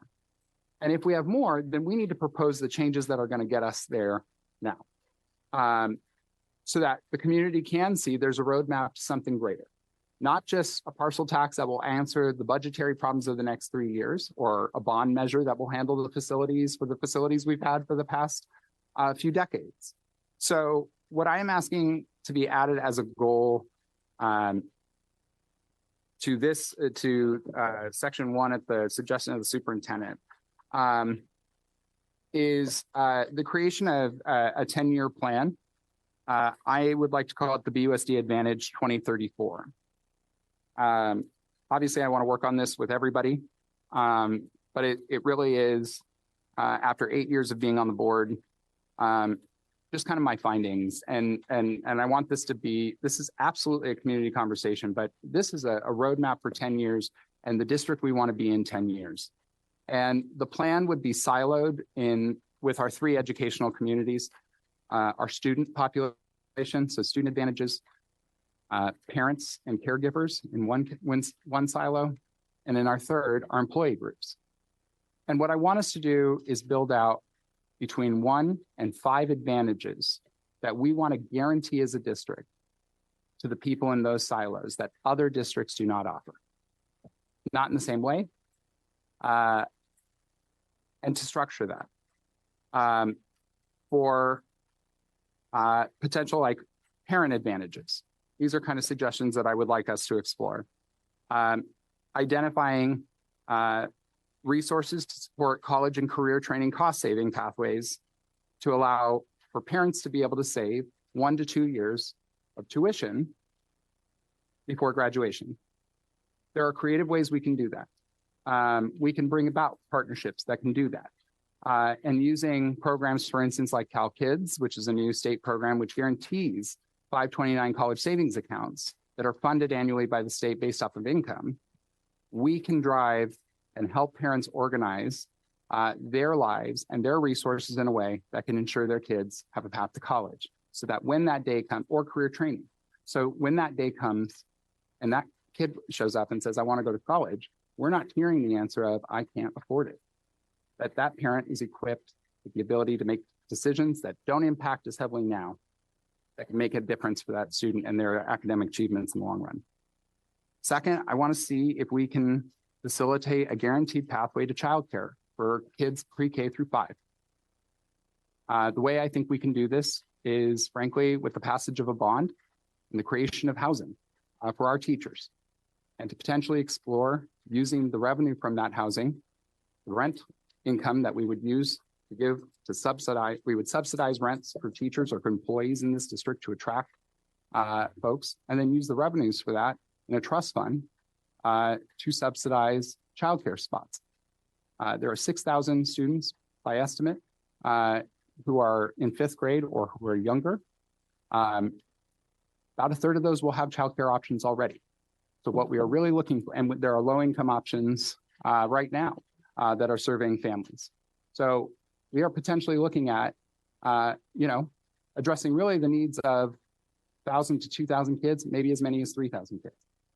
But with dedicated resources that would be coming, frankly, from doing something smart, which is attracting teachers and giving them an incentive and to those classifications that are difficult to hire, we could potentially create a trust and use bond dollars to construct that housing and then dedicate that money so that way, as the community grows, additional housing could be purchased so that we can always have teachers and classified employees as a part of our community. And give an advantage, which is childcare, to childcare access, potentially on a sliding scale as we do currently, to our entire community. Imagine if Burbank Unified was the community that could guarantee childcare access pre-K through 5. I think we can do it. And I think that would up our enrollment. And I think that that changes the ballgame. The other thing, so those are 2 parent advantages I'd like explored. I would also, as board goals already permit, like to ensure that students have up to 2 years of college or career training completed by the time high school is completed. If we pair that with the parent recommendation about saving for school, it is quite possible that this district could facilitate complete college education savings for families in this district. I think that's important. I also would like to make sure that we can guarantee access to wellness programs, both physical wellness programs and mental health programs. We do now, but we don't guarantee access for everybody. And there, frankly, is not enough clinicians to do the work with everybody. We need to find the pathway to that. I'm sorry, I think everybody in their lives at this point needs a personal trainer and a therapist. And that sets you up for success in a lot of ways, and additional attention focused on resiliency. But we've done enough with 9th grade health classes that there's not anywhere else to plug it in. So how could we figure that out? And how could we guarantee that students in this district have access to that? Wouldn't you want your kids enrolled here if you knew that that was a priority and that they could guarantee that access? Also, one to explore is that students with disabilities who attend our school district have guaranteed job placement. A lot of our students with disabilities, for those programs that are able to find job pathways for them, that's great. That doesn't always work out. And I would like us to, especially if we could identify a pathway to ensure that they have access to ongoing adult education programs for free, if they need to update and refresh their skills, either through, and I think through the community college system, there are programs and methods that will pay for a lot of this, but we should be a proactive access point for that. And then when it comes to our employees, one, securing housing as a potential resource that they could access when choosing jobs and choosing an employer to choose from. I would likely tie that to an employee commitment of 5 to 10 years.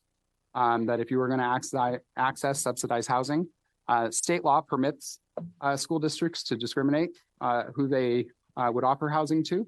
And so we are uniquely positioned to offer housing and to selectively offer it to employees in order to keep employees from, frankly, commuting 2 hours every day.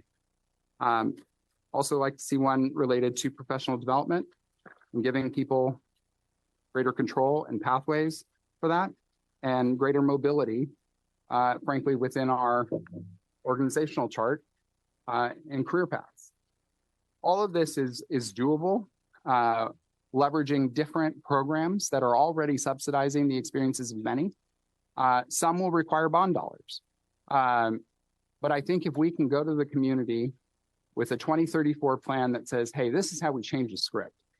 This is how we update and evolve our mission as a district. And yes, it's going to be an investment. Yes, there may be a parcel tax that you may pay more for. Yes, there may be a bond that is bigger than what you've seen traditionally in forms of bond. But as our ancestors did in this community, who frankly, again, remember, this community was one of the original founders of the Metropolitan Water District that built the Hoover Dam. If people didn't dream back then, we wouldn't be the Burbank we are today. So history has now found us in our moment, and we can either focus on continuing to say at these meetings time and time again, we got to focus on advocacy, we got to focus on this, or we can start upping our game and offering parents, offering to the community a whole new level of education that they deserve and giving them a roadmap for it and an opportunity to vote for it. So that is to draft that plan, to bring it back to the board, frankly, by early fall, considering that may impact decision-making as it relates to potentially putting items on the ballot, and to outline for our community a new vision for where Burbank Unified is going with a 10-year plan to implement that. I like to discuss this further. It's the first time I'm hearing this. Yeah, we'll bring it back. Yeah. So what does that translate to in terms of a board goal? So it would be to draft a 10-year plan. Okay. To basically update the educational model of the district, to identify the educational model and services offered by the district can be augmented or changed for desirable outcomes, you know. So, and the measure of that would be, do we have a plan or not? Yep.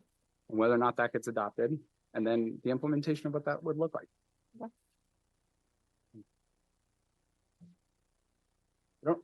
So the point is to say we should start a plan. I'm giving examples of how big we should swing. Because that's a long list. So. You bet. And but a lot of it's also very doable. Yes. Yes. And I think, again, talking about planning this is important. Some of the stuff that some of us have talked about in the. You bet. But I agree with you. I think I'll be honest with you, we need to get going on this. Everything you said, I understand, but also, I think what I'm seeing some of the other districts is also it's on this plan, depends on the district versus district. Right? But at the same time, also we have to be realistic in terms of where we are also when it comes to partnerships. Again, from our nonprofit foundation to who our partners are, and then we have a good relationship with the council, how we can work together. So this is a very extensive planning, and I like what I'm hearing, but at the same time, I want us to be realistic because for me, like, I'll give you a simple example. After school programs. So I manage 4 of them where I work. Gear Up, Council, these are all students who go from high school to college. The issue we have here is that most of them are designed for low-income families. It's very limited in terms of funding. It's really, so how do we find alternatives, right? I know housing for SB 16, yeah, and then you go back to 2016 Act. Exactly. So I think that's a wonderful conversation. And the question becomes again, we do have land. I've always talked about that. You know, I know you don't like it when I say we should sell some of these lands, but then maybe we should but partnership too. Right? Well, and bring in some of the people who are interested in investing as well. Well, and I don't disagree. And what I think I hear you saying, and what I've kind of figured out through this and kind of talking through it with the superintendent is, and again, the superintendent's not necessarily on board or anything, so I'm not trying to say that either. Having said that, I think creative pathways, absolutely. Look, if we have the land and we have the ability to build through financing, which is called a bond. Or even, Then, and state law authorizes school districts in a unique way that it doesn't allow developers like, for instance, the Cusmanos, for instance. So it wouldn't be able to be a property giveaway in the same way. And we would potentially do that, which means we get 100% of the cost. So if we were to focus on trying to, again, drive towards an outcome where, let's say we were trying to build between 100 and 200 units of housing. We identify Horseman, other parcels, maybe the parking lot behind Cartoon Network, already in a place with high density. And we identified a pathway to get to 100 units of housing. And let's say it was $1,500 per one bedroom unit. Or if we subsidize it even to 1,000. Okay, For the rent. that's correct. yeah, don't As a, do that. as a part of securing 10-year employment agreements with the different classifications, we have a challenge with recruiting. Yes, If we did that, suddenly we have between 800, ask Ms. Tabbitt, she's the landlord, but we have between 500 to $800 per unit of housing coming in as revenue annually to then potentially award that to address a community need of childcare, which has been an issue since you and I have both been on the Parks Commission. well, now that's number one issue when You it got it. comes to after the pandemic, but also So there's a roadmap for it. and I also, we should look at some of the examples also, even with private partnership. I think Orange Coast is a great example. They build a 800 unit per student, but they partner up with private investors. And what they're using is offset money is used now for addressing, homeless students, addressing homelessness is a big issue. So I think we need to look at all the pathways and use some of the examples. The Orange Coast is a great example. It's already paying back its dividends in some, and because even for students, housing is a big issue now, right? But the systems that are out there right now, we can explore them, and I've always talked about housing, and also the fact that there is an attrition in terms of student enrollment because families are staying where they are, they're not, right? So how do we also bring up the more families, and also look at I also want us to, I don't know what's going on with the land. That's right. The Kia, the old Kia, like, I don't know. Oh, the IKEA? So let me Yeah. throw some numbers. I was looking at Miss. No, she had Go her ahead. hand up before me. Not to say, oh, this doesn't matter. I love the idea of a 10-year plan, Steve. I think that's a great idea. Tell me how it fits into one of the district-wide goals that our students will be career and college ready via high quality instruction. So I think we can do the 10-year plan. I just want to make it, So I think Another overall, the one. plan fits in like this. One, if we do not develop new means to deliver services, enrollment will continue to drop. That will impact our ability to fund programs, which ultimately will impact our ability to ensure that kids are college and career ready. Also, a key component of this 10-year plan would be how we are choosing to evolve the academic experience and the academic advantages offered by this school district. We've heard, for instance, that Glendale has language academies that are very numerous in nature, but we also understand the fact that recruitment for those roles is rather challenging for those, for instance, who would have to find an individual who speaks Korean, but who also has a credential in teaching Korean. That's a challenge. Because Glendale has kind of made itself a hub of dual language instruction, they are able to attract that. And as a result, and we've seen it in reports as of this year that have been offered to the board, that we have lost enrollment as a result of that. Each child is worth everything as an individual, but to a school district is worth between, $9,000-$10,000 in annual funding. Okay? yeah. Some students, other students, again, depending on that student experience, somewhere in that spectrum. Okay. If we have seen declining enrollment generally, we have deployed every creative maneuver, and I think at this point are out of options for any additional creative maneuvers as it relates to open enrollment, allowing people, right? They have to work 10 hours now in the city of Burbank in order to qualify for a permit for our kid. We can't just say, open borders, come on in, right? So we have deployed all the all the parachutes. We have put out all the fires. We have used all the fire extinguishers. And if we don't differentiate what's drawing people to this district outside of our arts and music programs, which again, we will have to cut if we do not change. And again, we're now looking at labor negotiations, right? We're now hearing 7%, 12%, or bust, 21%, whatever. And that's not going to stop this year, right? And the truth is that if our employee groups don't get 7% every year for the next 3 years, they're still going to be behind. So we can continue to focus on a model that will never get us more than 2% COLA and what the state gives us. Or we can say, hey, Burbank, we can do it better. We can be innovative. We can dream. And with your investment carried out by 2 votes, potentially, a vote in a parcel tax and a vote in a bond, both of which have different pathways for passage,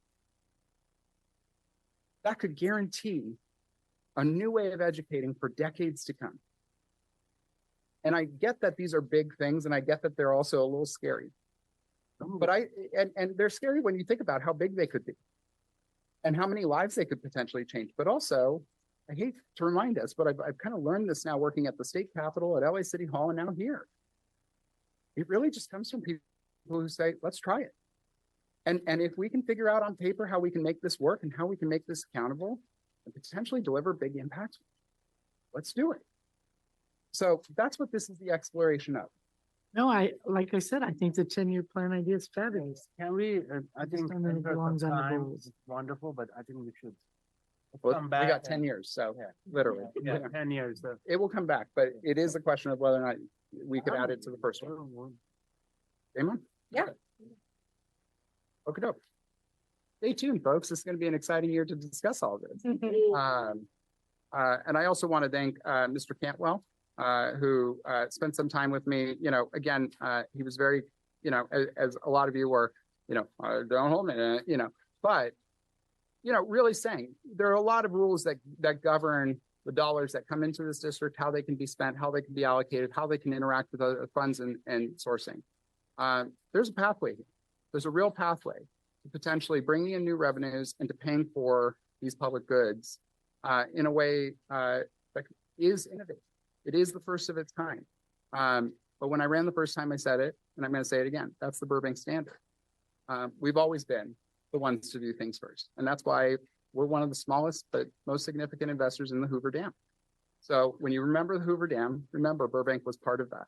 And people like Mary Lou Howard, who we still interact with in this day and age, knew the people who made that vote. Not that far from history. So item 2, student staff will be physically, emotionally, and mentally healthy. Amendments to this, Dr. Weisberg? Hello. I asked about whether or not this would be the right place to add something about safety in regards to physical spaces, and it was recommended I go in number 4, but I did want to bring that up. I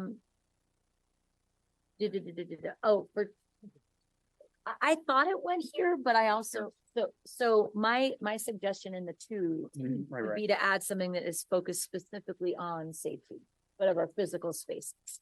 So 100-day plan, all those things, 100-year plan.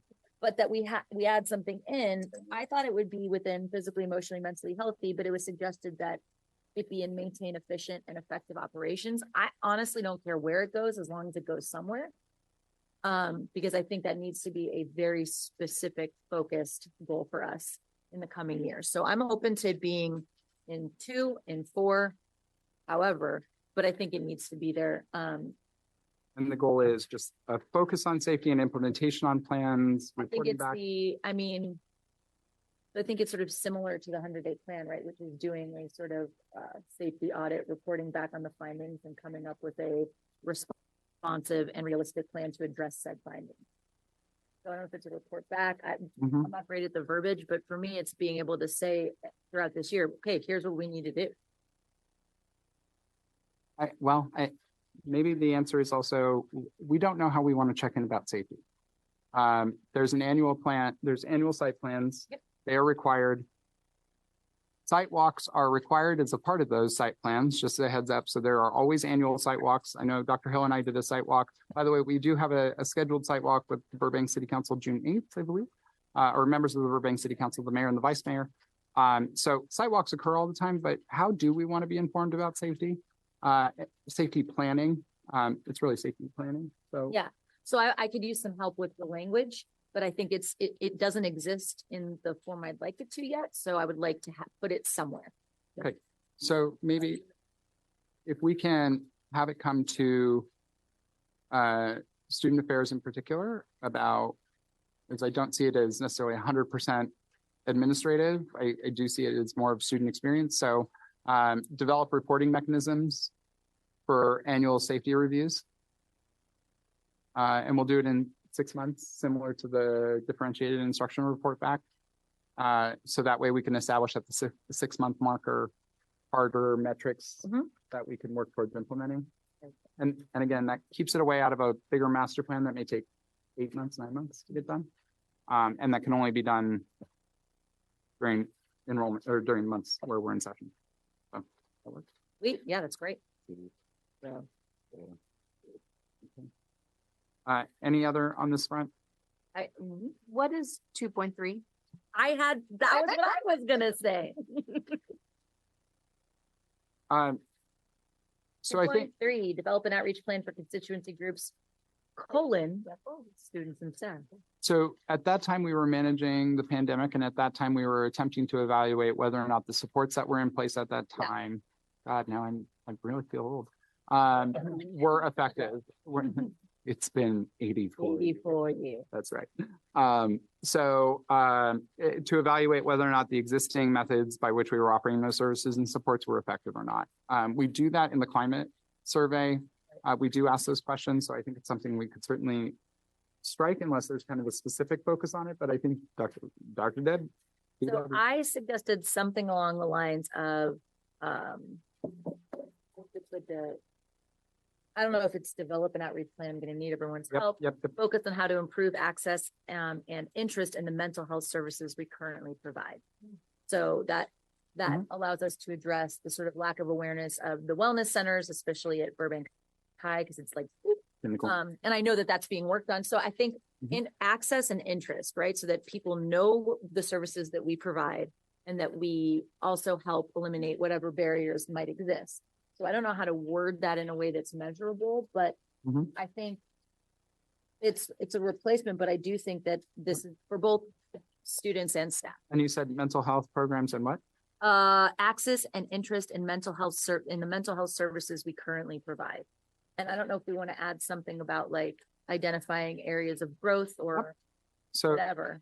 So facilitate a review of mental health services and access to mental health services and the services provided for potential.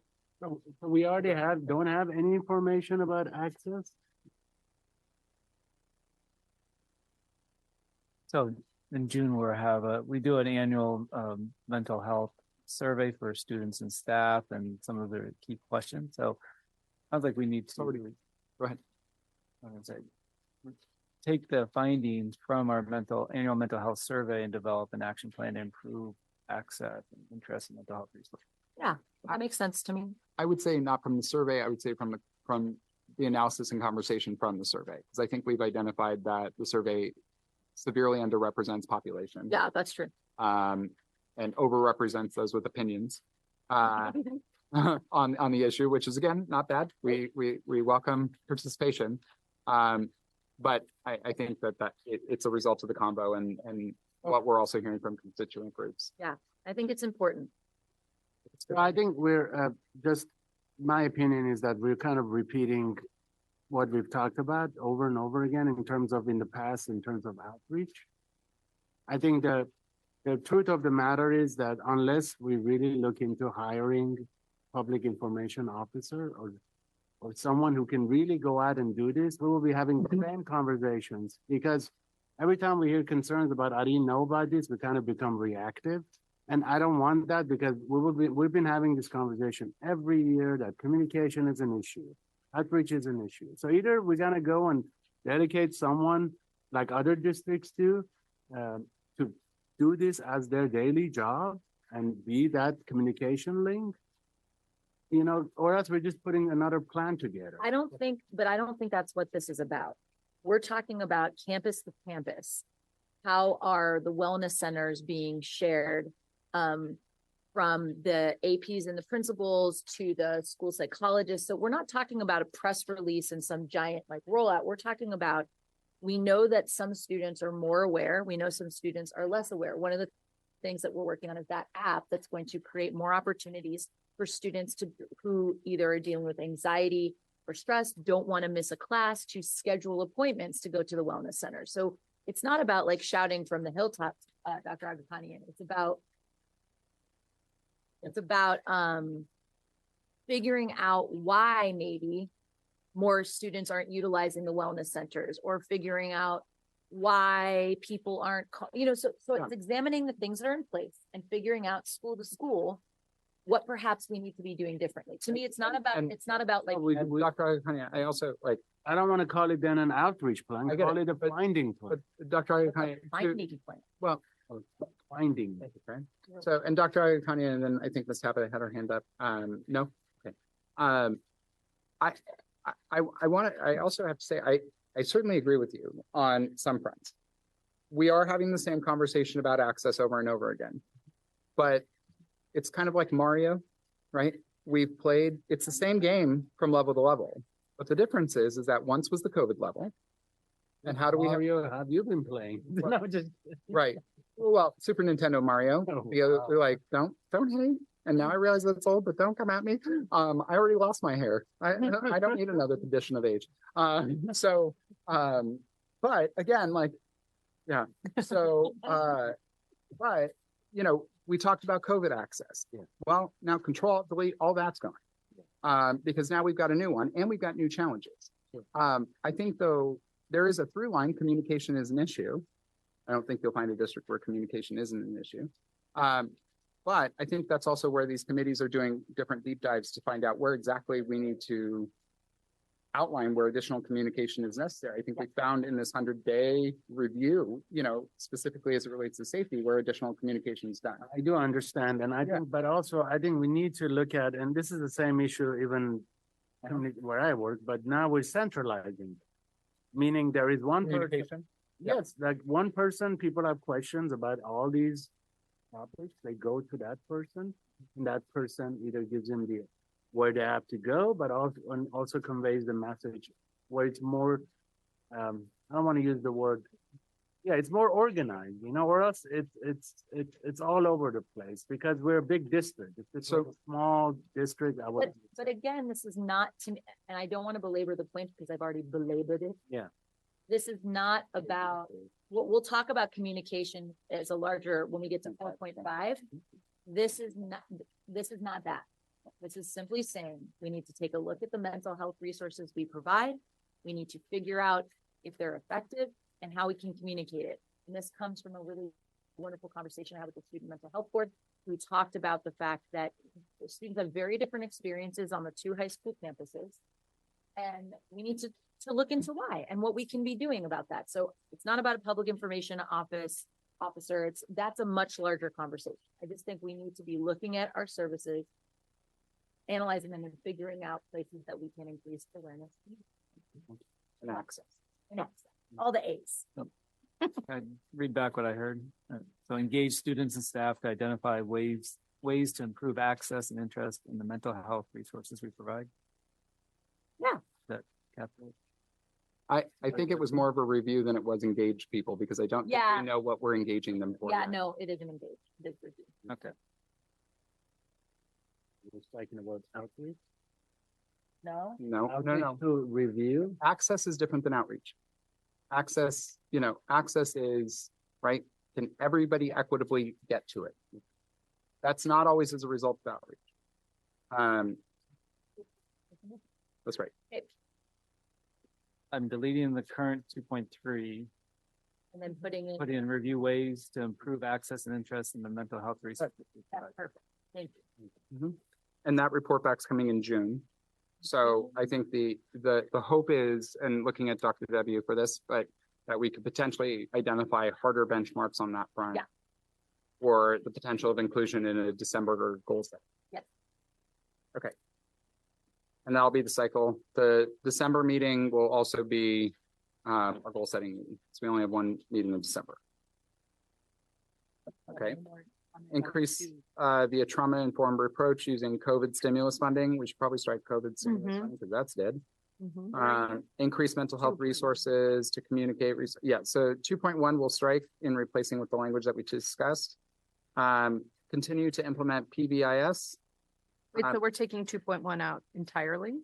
Yes, in an effort to get harder benchmarks that we can identify working towards in Oh, okay, December. got it. Okay. Yep, okay. So we're getting the report back in what would be technically a new 2.3, but we'll bump up to 2.1. And then we'll be able to establish harder benchmarks by December on that front. So differentiated instruction and mental health will likely have broader representation in the goals in 6 months from now, which I think is where we should be moving anyway. So that sounds good. Continue to implement PBIS supports. At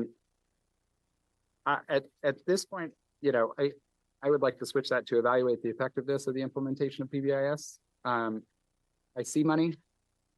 I see spending. I don't know if I see trends yet, but that could be because I just don't see the data. I have doubts. There's a lot of people working on implementation. Having said that, we started this process pre-COVID, then it got stalled, then we had financial issues, then we said we could do certain aspects of it, not others. I don't see, dispute resolution in the way that I anticipated previously when I heard about this, when we started out in 2015 talking about this. I don't see restorative justice models that have been deployed yet. All were critical components of PBIS that frankly, I think sold the board on it at that time. And I've seen none of that deployed. While more kids are filming their fights on YouTube. So I don't know if it's the right answer. Right. Well, So I'd like to review the effectiveness of PBI and implementation of PBIS. Again, in the same pathway for potential benchmarks in 6 months, and that would come to. yeah, and I would just add something that I've talked about with Dr. Paramo. I love that both of you simultaneously went. They both did that. Oh no. They're both retiring. At Talk, this moment. no, something I talked with Dr. Paramo and Dr. Hill about a little bit, and I don't know if we include this in here, is also the ability to communicate the work that we're doing around PBIS, restorative justice, and discipline. I think there's a general misunderstanding that we only do one or the other. We don't do both. Yeah. I don't know if that is just something to sort of keep in mind or something to add in regards to, maybe it's part of the communication, like effectively communicate our progressive discipline policy. Because again, the work is being done. I just don't think we've done a great job of explaining and sharing the ways in which we're doing it. And I would offer that maybe in the benchmarks we would offer, we'd be able to kind of in a more detailed way, prescribe how that needs to be communicated. That's fine. Because I think it is a mixture of things, but I do think also, for instance, like, I don't know if we send anything home in the enrollment packet in the beginning of the year that says this is our system and PBIS is incorporated as a part of the way we approach these decisions. Things like that, not necessarily require a new blast from Cindy, but may help. We've heard from teachers in the classroom who would like a bigger stand. I guess I don't know how else to put that. About behaviors and expectations from their site administration on what happens. So I think that's a great idea to put something out and to really, we've heard from Mrs. Abasta about teachers who don't feel safe in the classroom, who don't feel like that PBIS may not be working for them. We need to find out the whys and talk about.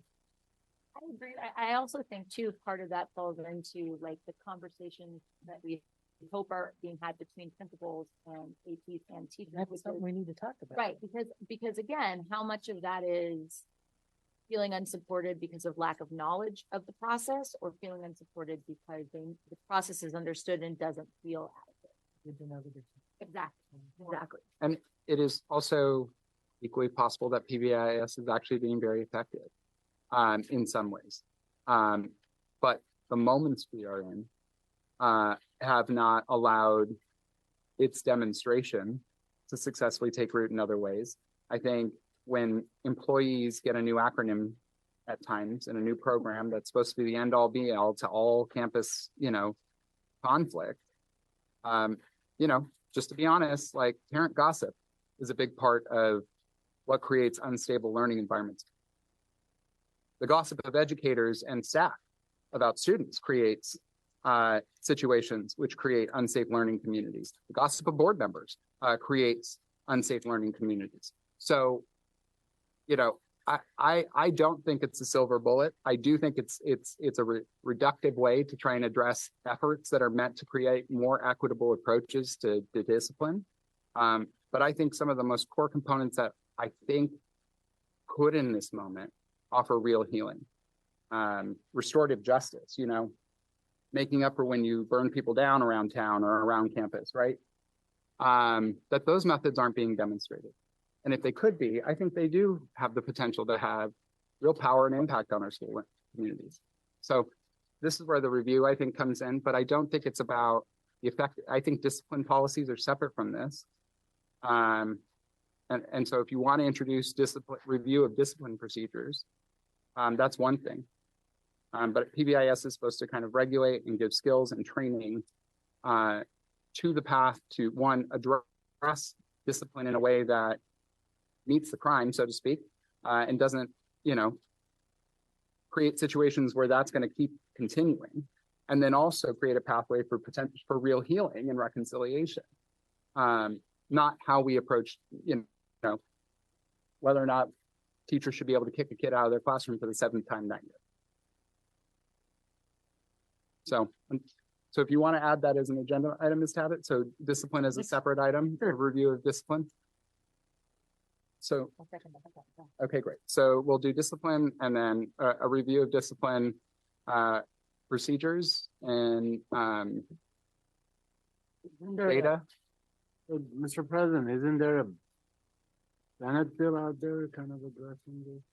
I believe that's on traffic tickets or on pulling over people, not on student discipline, at least that I haven't seen one on student discipline specifically. Oh, to protect teachers? Okay, well, all the more reason to make sure that Ms. Tablett's item gets heard. So let's do that as a part of our a lot of these sound like 6-month report backs. So It'll be a full meeting. well, it can be retreat. I don't think that. Talking about Senate report. Yeah. Oh, okay. Well, he's going to be out of the legislature relatively soon. So unless that bill gets passed this year, we've got work to do. So, I think what we'll need to do though is we're going to need to start structuring district-wide goals as 6-month and year-long. So, and I think that's healthy and fine. But To clarify, it's not at all about physical safety. It's about protecting teachers from being harassed if they're teaching history or books, but in any way facts that talk about the complex history of the. So that's what it's in reference to. Yeah, you're welcome. Cool. Hope that gets It's a vote. bill, it's not gone through. It has not gone through. I don't know where it is in the universe. I will look it up after. Bill's like- So in the review of discipline, we're going to utilize data, obviously, on that front to understand discipline trends, and then prescribe discipline methods. So methods and reports of discipline. And then PBIS, we're going to talk about implementation of the program and its deployment on campuses. I just want to be specific in saying, like, if it's being deployed differently on campuses, which that's how everything is, we'd like to know that. So in the, I'm saying this to staff now and getting specific about this because between this differentiated instruction and the other things we're flagging to committees, we've only got so many months of reports that we're going to be able to do. So, and committee co-chairs are going to be responsible for moving this. So, But I think it could lead to really solid outcomes so if we keep moving. So any other on number 2?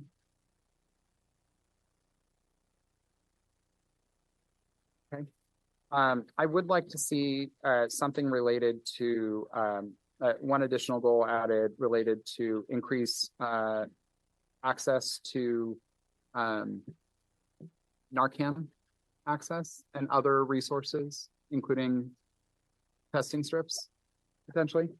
So it's when I just in addition, when I spoke to our head nurse, I asked her about that, and she talked about how readily available Narcan is. One of the things we did talk about, which perhaps could go somewhere, but I think is not on here, but elsewhere, is there any room in like pre-service days or whatever to offer teachers training on EpiPens, Narcan, anything like that? Because having it available, she showed me the cards and it's very user-friendly as far as like the step-by-step for all of it.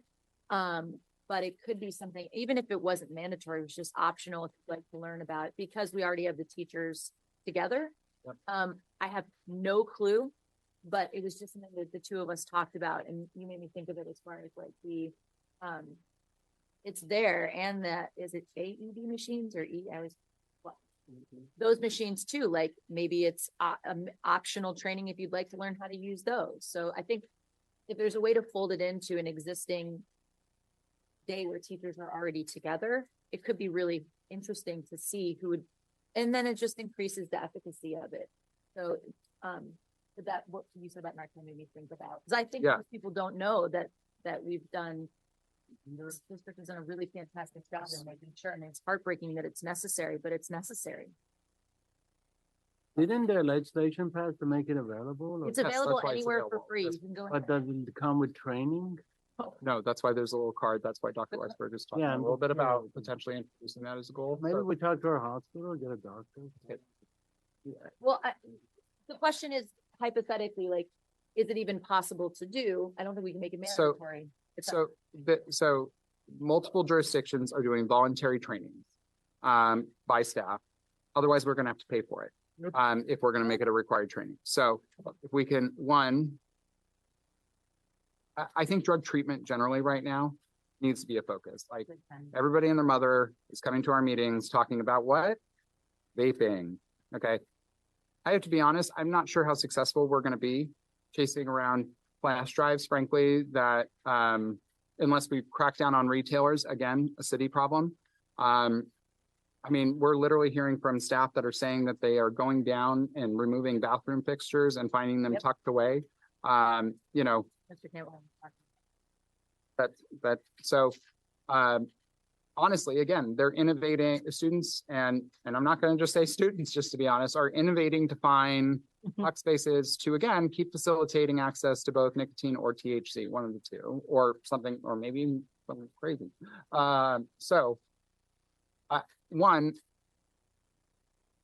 One goal I think is, again, increase staff training in response resources for overdoses. And that includes an AED defibrillator as well as Narcan. That's one. So I would like to see, I think that that's a goal, and I think that that's an easily measurable one that you can come back and report back on. And develop an implementation for summer or wherever you feel is appropriate as we start planning next year. We're not starting to plan, it's already mid anyway. The second is increased access to addiction resources. And to me, that would include overdose abatement. I don't know how you would describe that, but you know, resources that would be used to stop an overdose or prevent an overdose. I think that's also testing strips. Again, those have been suggested historically. I haven't heard back on that. I think that's ridiculous that it's not. Frankly, I think this is very similar to, frankly, condoms in schools, which now state law is going to prescribe that we maintain and carry, that these need to be things on a shelf that kids can either obscurely or not grab and run. Because I would rather a kid be at a party and be equipped to make a difference in a moment when a kid is dying than not. And I think that that's real. The other thing is to explore the creation of 12-step programs that are comprehensive at our secondary programs or secondary schools. In my life, I've had two amazing partners who have been in 12-step programs and been able to attend a number of AA, NA meetings. And I have seen how that community in many ways has been a support to each of them in their journeys of recovery. And I see a lot of students who are self-medicating, who need community, who need people to process with. And I think by the time we get those students, it tends to be a $40,000 to $50,000 settlement to a drug treatment program or a wraparound service program. And sometimes I just feel like there were steps along the way that we could have been doing. They could go to a 12-step program similar to counseling during a period that isn't as heavily impacted. And I think we should be facilitating that on school sites. So I would like to see some form of on-campus drug treatment programs specifically for the high schools, including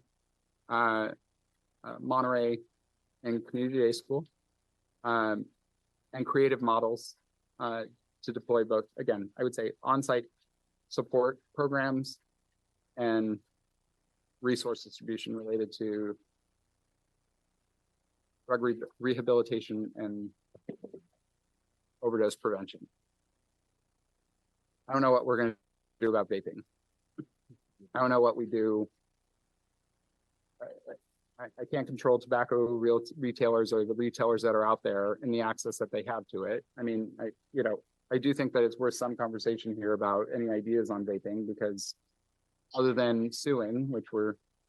Can we control how kids use the restroom? They have to use the restroom, but one at a time, can't be at the gate, because you vape in groups. Not always. You definitely don't always do that, or at least that's not been my experience with my students. And I don't think we have the personnel to be able to do that. And not all vapes are metal. So even I don't know enough about it. So I think, to me, the area of focus that I think is most vital is on the drugs that kill, potentially fatal effects. You have to be careful what you say, because if you follow this pathway, what will come out with the kids is, oh, they don't care if we vape. But that's not the case. And that's not what I'm saying. Of course. What I'm saying is, I think that that we need to acknowledge that we're seeing a huge uptick in middle and high school in regards to substance abuse, alcohol, and drugs.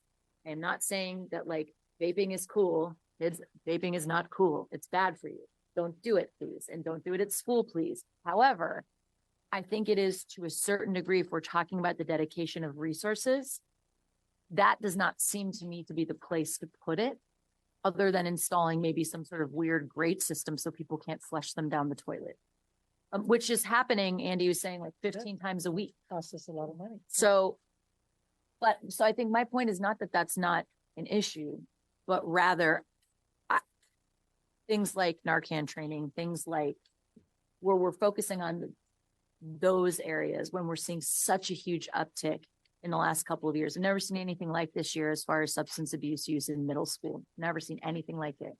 So that to me feels like the place to focus on. And if I've been Googling constantly if anybody's had some successful model for dealing with vaping, and like I just don't see it happening. I've asked all the peeps. Nobody seems. It's sort of. I don't even know what to refer to it as. It's. Well, I also think though, frankly, again, like, what's the reaction to vaping is a shame-based reaction, which is typically what people are managing when they're vaping anyway. Like they're managing shame as it relates to their ability to manage stress in certain situations. So we use shame to motivate people to stop shaming themselves to vape. Like, it's just backwards. Like, again, most people need to find their way into healthy habits so that they can put down the vape as a mechanism of dependence. But that's not what we're hold on. What we're doing is instead we're shaking kids down for vapes at the bathroom door. Like, sorry, if that kid's got to go, get the heck out of the way. The fact that we have to send in campus supervisors at all, and again, who then turn back and are, roiled up when they smell cotton candy. You know what I'm really concerned about? Why that kid can't make it past first period without vaping.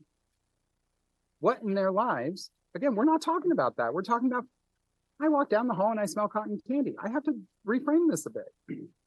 Like, our kids have easy access to a method of checking out. So I think the board goal is for those who are disciplined that we begin gathering data on those who are caught vaping. And fundamentally, as a part of that process, that somebody, probably a mental health professional, but somebody on the campus asks them, why? Why does it help?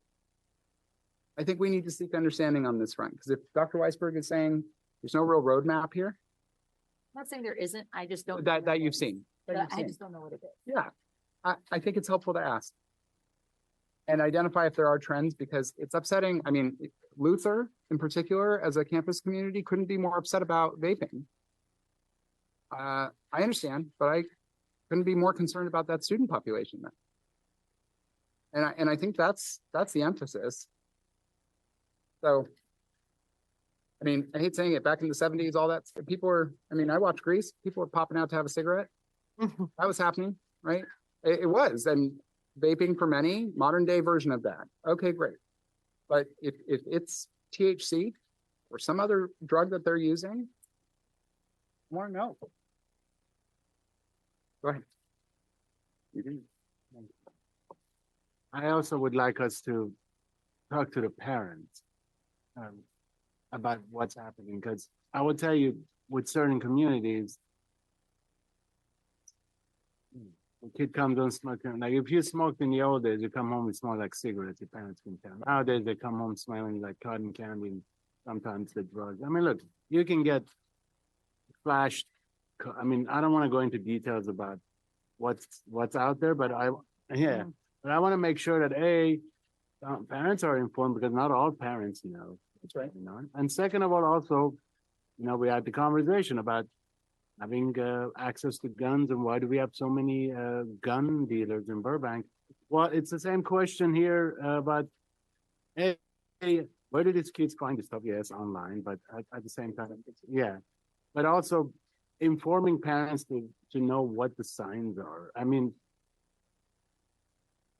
this is an issue that, as you said, it goes deeper. We need to get there as well, but also it will be important if we inform parents, look for what the signs are when a kid comes home from school. And then I think we probably should move forward, but I will say something that I think could be, and what Dr. Agapanian said made me think of is something that could be a really great partnership with our PTA, is to find like 3 or 4 topics that we think parents are going to be interested in. So whether it's the rise of drugs and alcohol, whether it's mental health, like PTA are the parents, right? Not all of them, but many of them. And we can offer some sort of like Zoom workshop where parents can attend and learn about the signs or learn about, so I think what you bring up, Dr. Agapanian, and I would not presume to know, what people are going to want to talk about, but I think that would be a really wonderful partnership to pursue, offer it as a chance for people to come, listen, learn, parents that are interested. Seems to me to be like a win-win for everybody.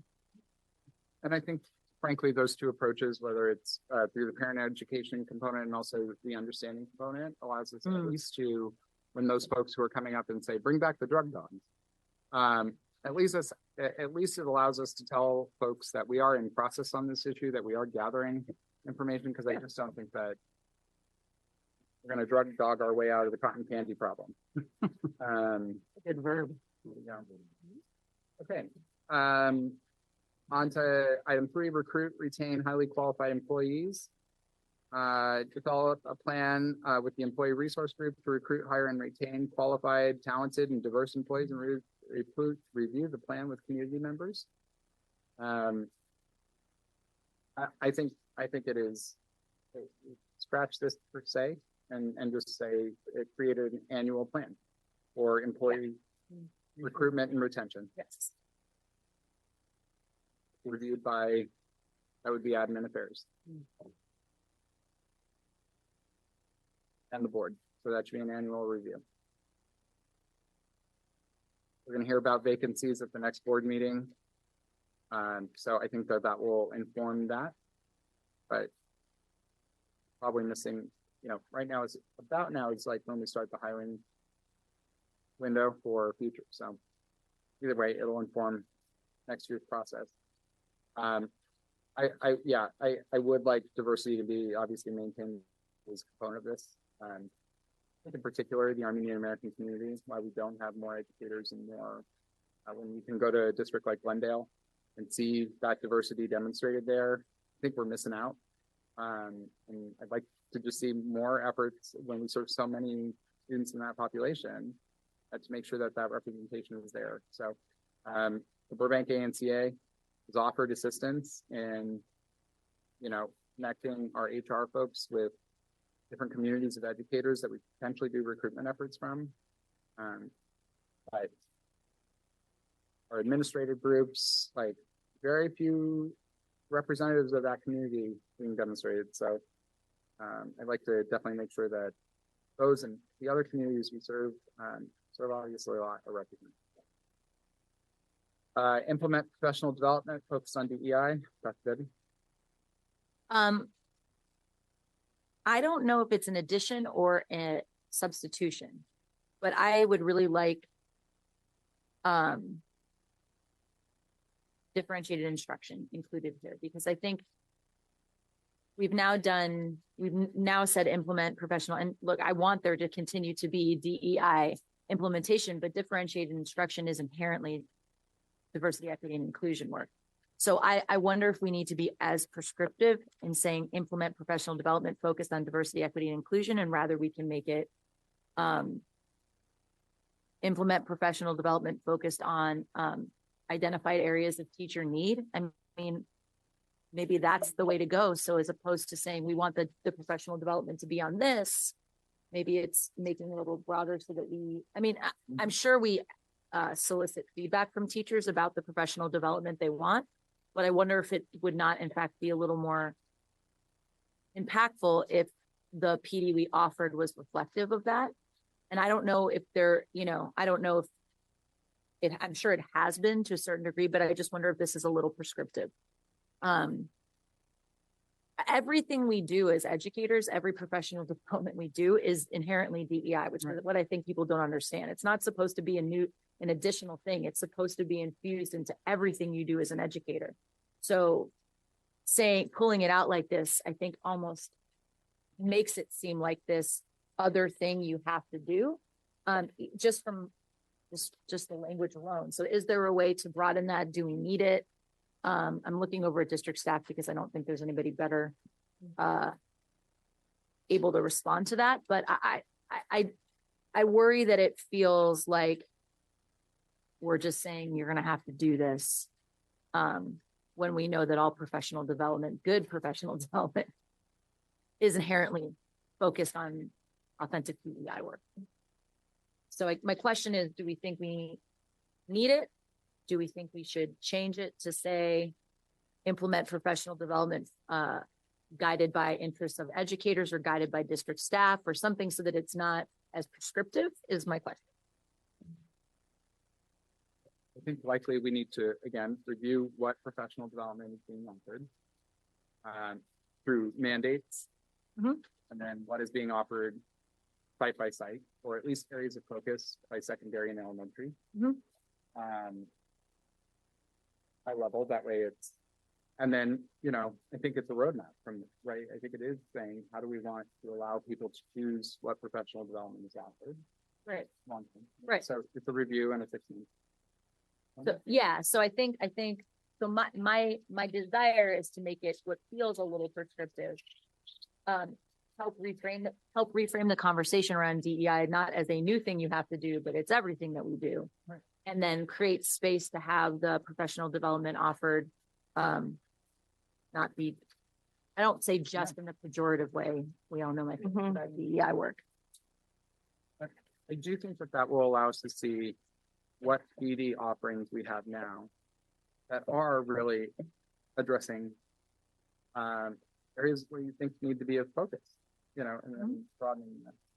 So, you know, if it's a review or if it's another mechanism, sorry, go ahead. No, but so I would say in terms of the PD that's been, you know, labeled as the PD, I've had conversations with folks where they have assumptions about what that actually looks like. And then when you read through the reports from our facilitator, it's very different. And the feedback, at least what I've seen, has been very positive from teachers about it being very kind of tactical, practice driven of how do you actually deal with trauma in the classroom? How do you deal with different issues that students are having? And so one thing that I was thinking of here is maybe just we've now implemented this particular type of training, and like, is it worth it to have a more public report out? Like, because I think we've seen a lot of that data. And I would love for people to see kind of what this has actually looked like for our teachers and administrators, because I think it from the feedback, it looks like it's been very powerful. Great. So, so that would. So maybe that you gets wanna keep that incorporated. No, I'm just saying Or- maybe that gets incorporated in the like review current PD. Yeah. So then what are we doing with this? And well, I also think also just in identifying what may be necessary to support. Am I allowed to ask Ms. Cuseo a question? The judge calls Ms. Cuseo. So I'm just wondering your thoughts on this. And just generally. Come up to them. Sorry. I'm sorry to put you on the spot.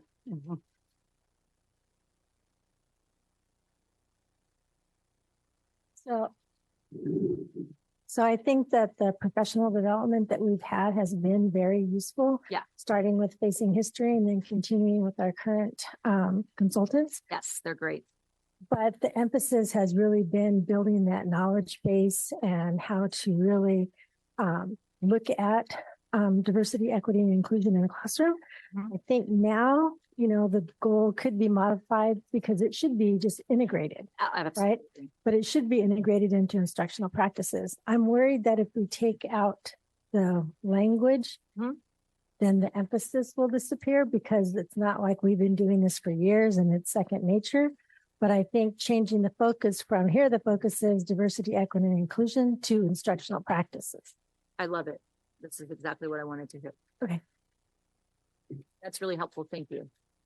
So do we want to report back on how we intend to make that transition? Yes, please. But aren't you saying we don't make the transition? Or that we keep the language as is? Yeah. So did I hear you say professional development needs to be ongoing based on the needs possibly of a school site or the direction of a school site, which will also include the component of diversity, equity, and inclusion? So if we're talking, as Dr. Weisberg had said, about differential instruction, what does that look like, keeping in mind diversity, equity, and inclusion kind of thing? Right, because it should be focused on the teacher need and the site goals. Right. Which would drive the professional development, but having that lens of diversity, equity, and inclusion. I'm just kidding. I took some notes, but it's not effective.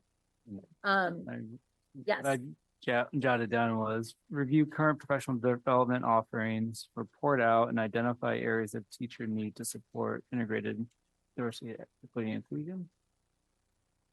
Or no? I would love to, can we bounce that off of them very quickly? Can you reread it, Dr. Hill? I said, review current professional development offerings, report out via the, let me say that was through the academic affairs, and identify areas of teacher need to integrate the DEI.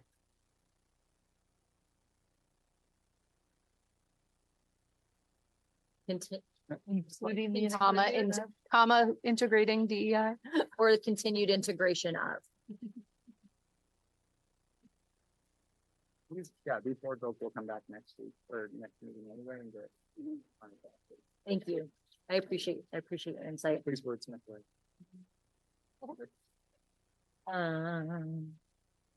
All I have to. For them. Please.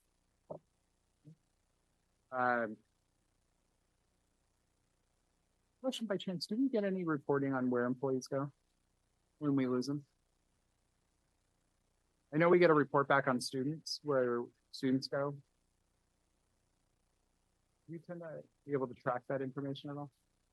On the form, I can see if we can pull that into a report for the board. That would be great. It would be interesting to begin identifying a means to, identify trends of where people are going. It doesn't necessarily mean, oh, it's blank school district. It's just like, are there characteristics of that district that are similar or dissimilar to us?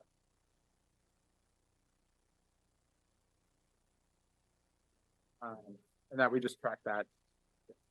We begin tracking that and using that as part of our retention plan. That would be the first one. Okay, any others on item 3? Nope. So we will go to item 4, maintain efficient and effective operations. My first flag is just the 4.1. So the budget advisory committee should be gone because that's what committees are done. 4.2, continue construction modernization projects according to the general obligation bond. So I would say that is wrapped up. You've said that within a year you intend to wrap up. So I think it's fair to put that in board goals. Just continue, complete expenditure of Measure S dollars. Develop a final public report. And just review. Appropriate. And I just, just accept the closing of that. And then facilitate conversation regarding the SFOC and its continued role or phasing out. So that all be kind of baked into one. Send the CLRV to the Measure S. 4.3, develop a long-term facilities maintenance plan to ensure school facilities are and will be cared for appropriately. We're doing a facilities master plan that's being paid for by dollars. That plan's completion timeline is what, a year? The goal is November. So then I would put that. That's just the plan. It's not the money, right? So then it would be develop the plan and design and begin constructing implementation. Most of that implementation we're not going to be able to do without essentially additional dollars. As we're talking about HVAC systems and roofs that are reaching the end of their usefulness. That be a process facilitated through admin affairs. And discuss there and then brought to the board so we can start figuring out next steps and what we can do. I think specifically as it relates to security improvements, it's going to be a conversation that I think we just probably need to do annually. Maybe we can keep that to frankly a closed session committee. That's legal. I'll double. It could be a closed session with 2 board members and board members in you. It would be Armand and Lisa, So is the suggestion to develop a facilities master plan in November or whatever? I imagine that we need to. It's not the same, like, end part of that sentence. And implementation strategy. So it's not the insert. I think at this time, Got it. be honest with them, that's not the great information. Yep.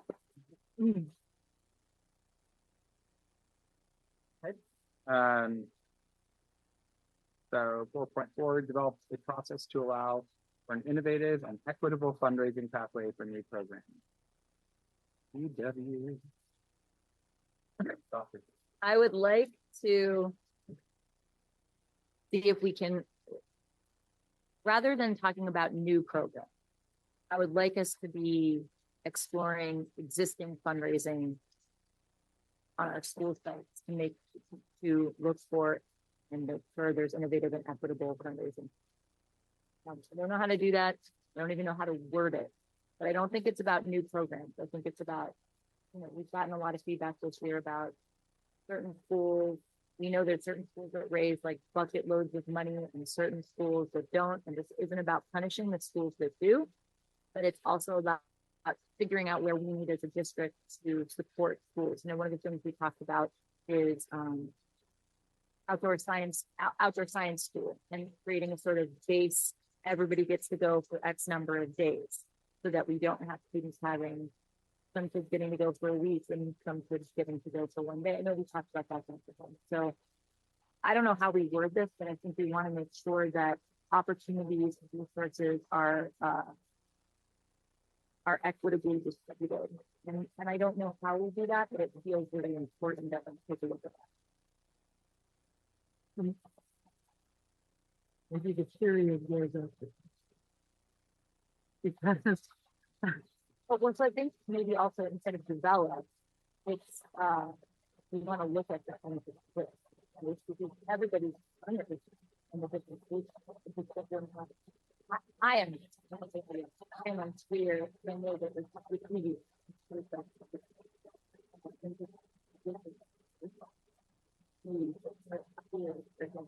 a lot of money. The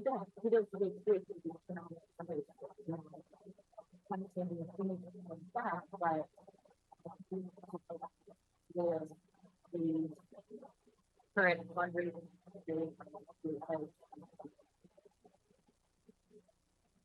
So I don't want to develop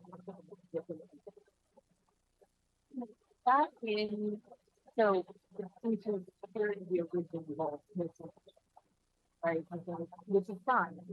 I just want to all that out. But this looks to me like how do we get more money? Period.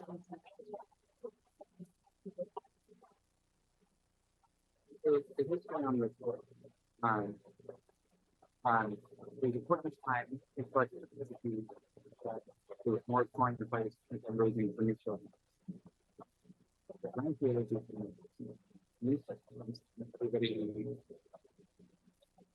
There's some confusion, some with use and so we were trying to differentiate funding for programs which would include each other and shape things.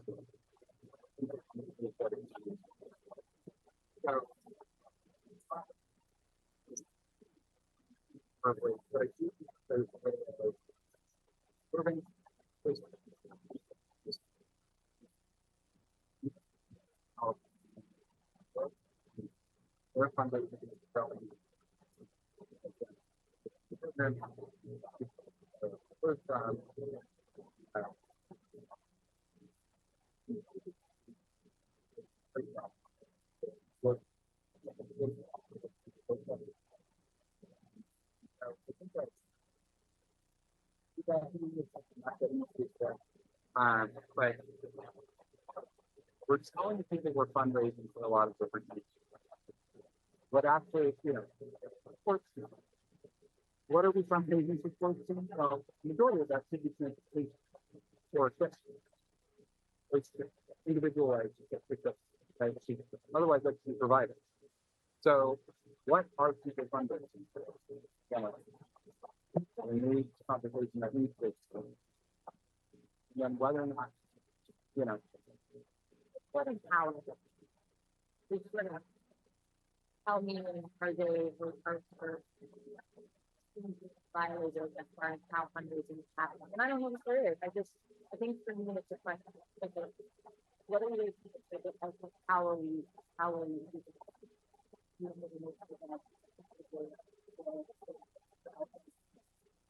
so very but I think you can't sure there are people who have a much clearer picture of the way that this is I do not. I will not. I know about most of that people who have written emails it's not indicative of how things are happening just have it. So I think it's for me, getting with that, what we're raising money for,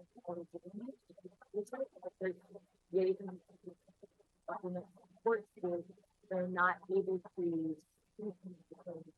Again, I go back to how different is going to go hard. You know, we want people to be able to have things and share with you. It's really, you know, two seconds.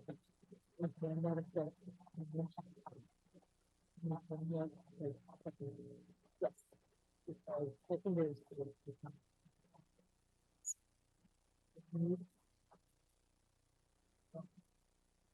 the secondary change big time. So I think I don't know this. We have to figure out. First of all, we figure out to have this conversation. Then, yes, there is some equity, there's definitely inclusion. Yeah. I think we need to suss it out a little bit more. Fine. Just in terms of, yeah. So as we get down this road, this pathway, what it eventually we get to is what steps are you willing to take to ensure equity? And when you've got schools like Roosevelt that raise $100,000 and schools like Miller that struggle to raise 12, what eventually that looks like has created rifts Right. for you, right? In this district, because nobody's, many folks except for the foundation, which as we've all seen, you know, now kind of coming to the final version of itself. Really hard to fundraise for everybody. Really easy to fundraise for you. And so previous attempts to answer across the board needs, transportation, access to field trip, et cetera, have gone unmet. And then efforts to say everybody's going to have one field trip, that's where we can't guarantee it. So this is where I think it's always time to have this conversation. And I think there are greater people who can do they were what are external nonprofits formed in the name of fundraising on behalf of our schools that then curious about we can describe things ability towards a single organization.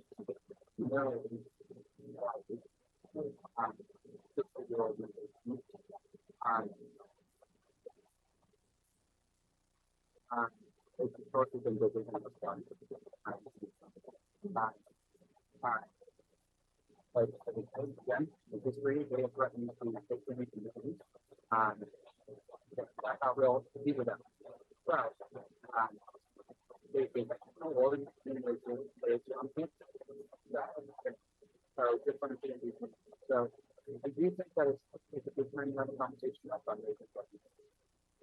Things we kind of need to do that are the report to have with ourselves. Like,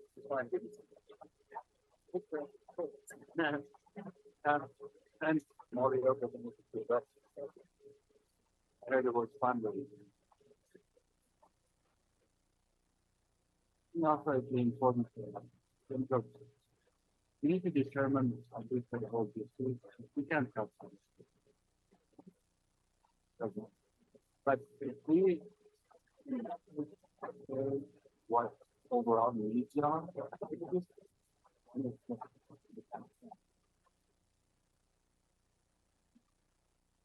maybe the internal needs would be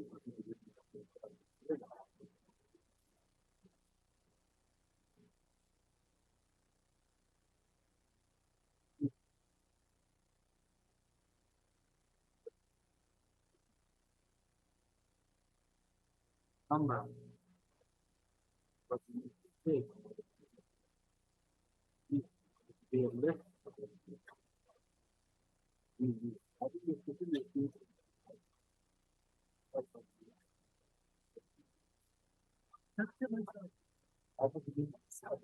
We've outlined the meaning.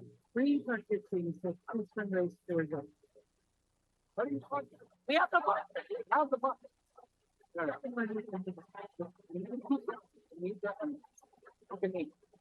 Any, like, anyway. What doesn't exist is either a tool or policy that says you are going to fundraise for this, we cannot fundraise for this. The deed is all set up and we opened up for this. Nobody's going to tell parents that they can fundraise. Like that. School district doesn't have an interest in not accepting everything because we cannot sustain everything. And that's pretty clear.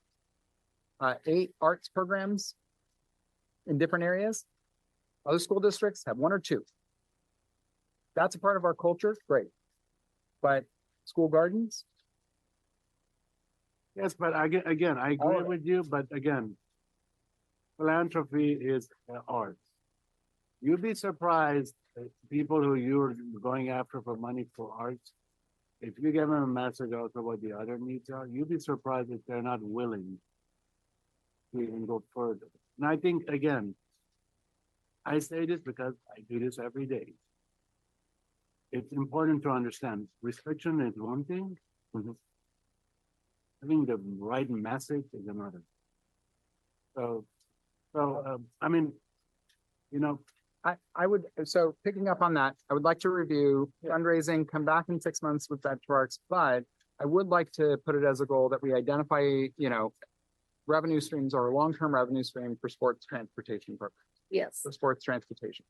The fact that that hasn't been changed over time. Go ahead. Or CIF sanctioned games within our league. There we go. Thank you, Ms. Howard. That's a good support on that one. But I think that over the course of the next 3 years, we need to figure out what those costs look like in total, in particular, the fundraising expenses, and be able to phase that out as is something we pass along to players. Because I think as we are able to take on different costs, we did talk about creating a pathway for innovation. There was a committee that was focused on that. I don't know what happened with that. So the innovation pathway, no, not coming. It was implemented and then kind of pillowed to death by just allowing other programs to start. So, you know, we need to bring back the innovation pathway. So that way the innovation pathway was a committee structure that was formed to allow parents to create new programs in the district. Oh. But what they would have to do is over the course of 3 years, demonstrate that that could scale to other schools. Got it. So that way new programming could be equitably no. Wasn't that where 4.4 came from, Steve? Was that where, you know, Yeah. Edison came up with a great plan. They put it in. Now everybody wants to do it, but how are we going to pay for it? So That's right. And so they would have to build that in as a part of proposing the new plan. But now it's just free for all. So that needs to come back. Well, it wasn't implemented, so that goal wasn't met. So I think it's a conversation. So revisit the innovation and equitable fundraising pathway and receive report backs on fundraising priorities and spending for the 6 months for a 6-month report back. But, you know, challenge is that once we're off track for years. And because how many things have now been funded and created? How many new programs? Quite a few. So it sets us back. And it's sad because every year of my 8 years on this board, we've talked about fundraising. And well, no, nothing's different. Let me just say from when we started, except for you can't have individual accounts on kids and say that it used to be that you have to raise $4,000, otherwise you don't get your final collect. Well, and I have to be honest, I'm not sure that, I think the practice has changed, but I'm not sure the decision-making is that much. So in some organizations, I think a lot of organizations have done a lot of work on that front, but we get emails all the time from parents who are concerned about their students' access to certain moments in their experiences as a result of their inability to fund it. Or the maintenance of records when it comes to those students who are low income and have to submit tax returns to unbonded individuals so that they can review and determine low income eligibility. So this issue has been thoroughly explored, but we need to re-educate ourselves. Welcome to the Housing. But if we can take off a piece of that and that be sports transportation, it'd be really cool to, you know, take care of our student athletes that way. If we all make Dr. Crowther happy, who brought that up a while back. Just think about people who mentioned their public comment, and go from there. 4.5. I just want to take on facts and burgers. Yeah, keep it. Put it in 24.5. Everyone like. Draft and prioritize strategies within the community. So, and I know people have left, so we have to kind of stick to whoever emailed me that part. We have to start again, but I think we're all clear. We don't need to redo this, but we really need to this. Actually, I got nothing else. We went through this process about halfway through it. I think, just to be honest, based off of that experience, I think it's better to prioritize communication in certain zones and to focus deeply on those. Right. That's fine. Yeah. Whatever is realistic, I want to do. So I think first is, develop communication plan. Well, yeah, strategies related to safety. Yeah. Big components. I also want to add and require school sites to draft their own communication plans. Part of their site plan, their school safety plans, and it should be a broken out version. And frankly, there should probably be site sensitive presentations that the Board of Education about each of them. That way the public is informed about what's appropriate, and we're designing, and we're going to have feedback based on that communication plan. The other thing one other area I'd like to add in is communication with teachers and staff. Just making sure that when things change, that they hear it before they get their email as a parent. Even if we, so I think that's a really important thing, so that when there are changes that impact our CSEA members, our BTA members, our BOSSA members, that we have a plan in place for making sure they're notified for something that's directly related to the job that they're doing. Obviously, if they're a parent or student, they're doing everything.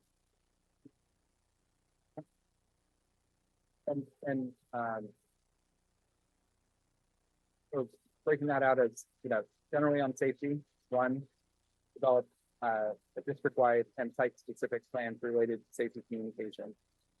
Another goal focusing on develop communication protocols when it comes to staff and staff updates or employment related updates. Yeah. And then, I think the last one is review systems of communication. This would be able to send universal testing feedback to everybody. I think you talk to me, or some sites be better, some Blackboard, some sites. We have a universal text in and text out. Using that, right? But then, news could probably be going out via text as well. Not so. How are we using text message? In that sort of strict communication. So like.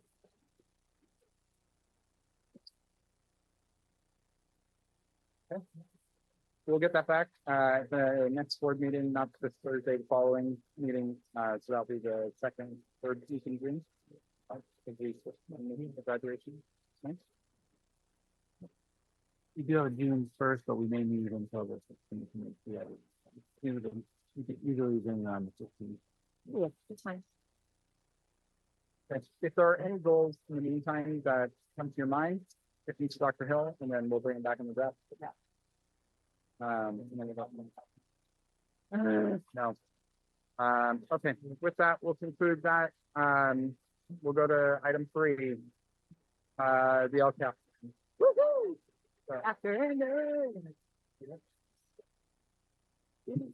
like you never sat down. Right back up again. 3 hours. Do we want a second or should I? I'm good. Dr. Hill has walked out. Ms. Cabot's now walking out. Can we just have a 5-minute refresh? You were, everybody was kind of drifting off at that point, so let's get that. Everybody some new energy and. That's a catchy. Next catchy is our good. Ah. Thank you.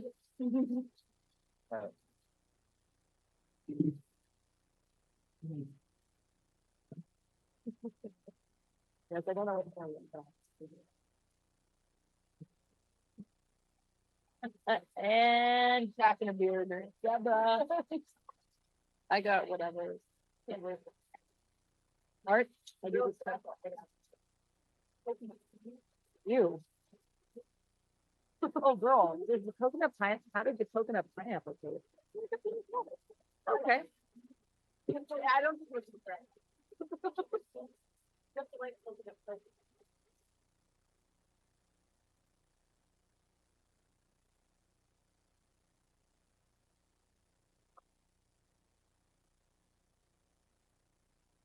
Sorry, but sorry.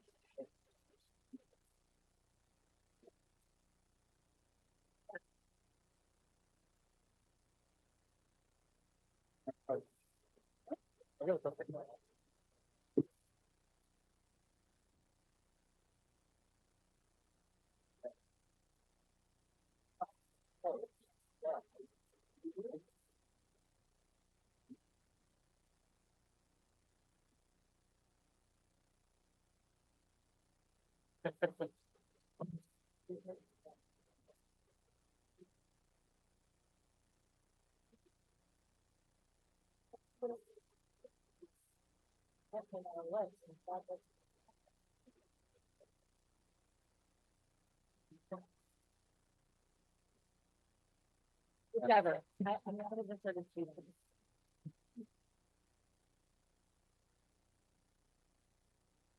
The question about Judaism, I'm not a job.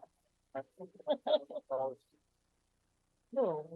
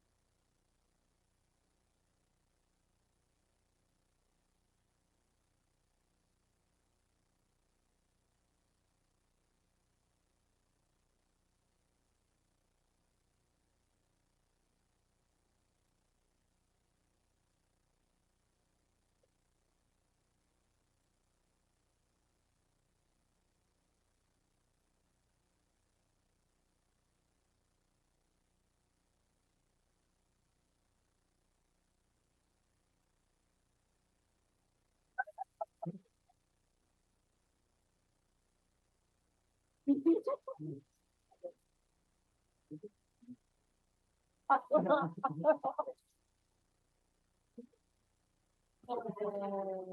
God.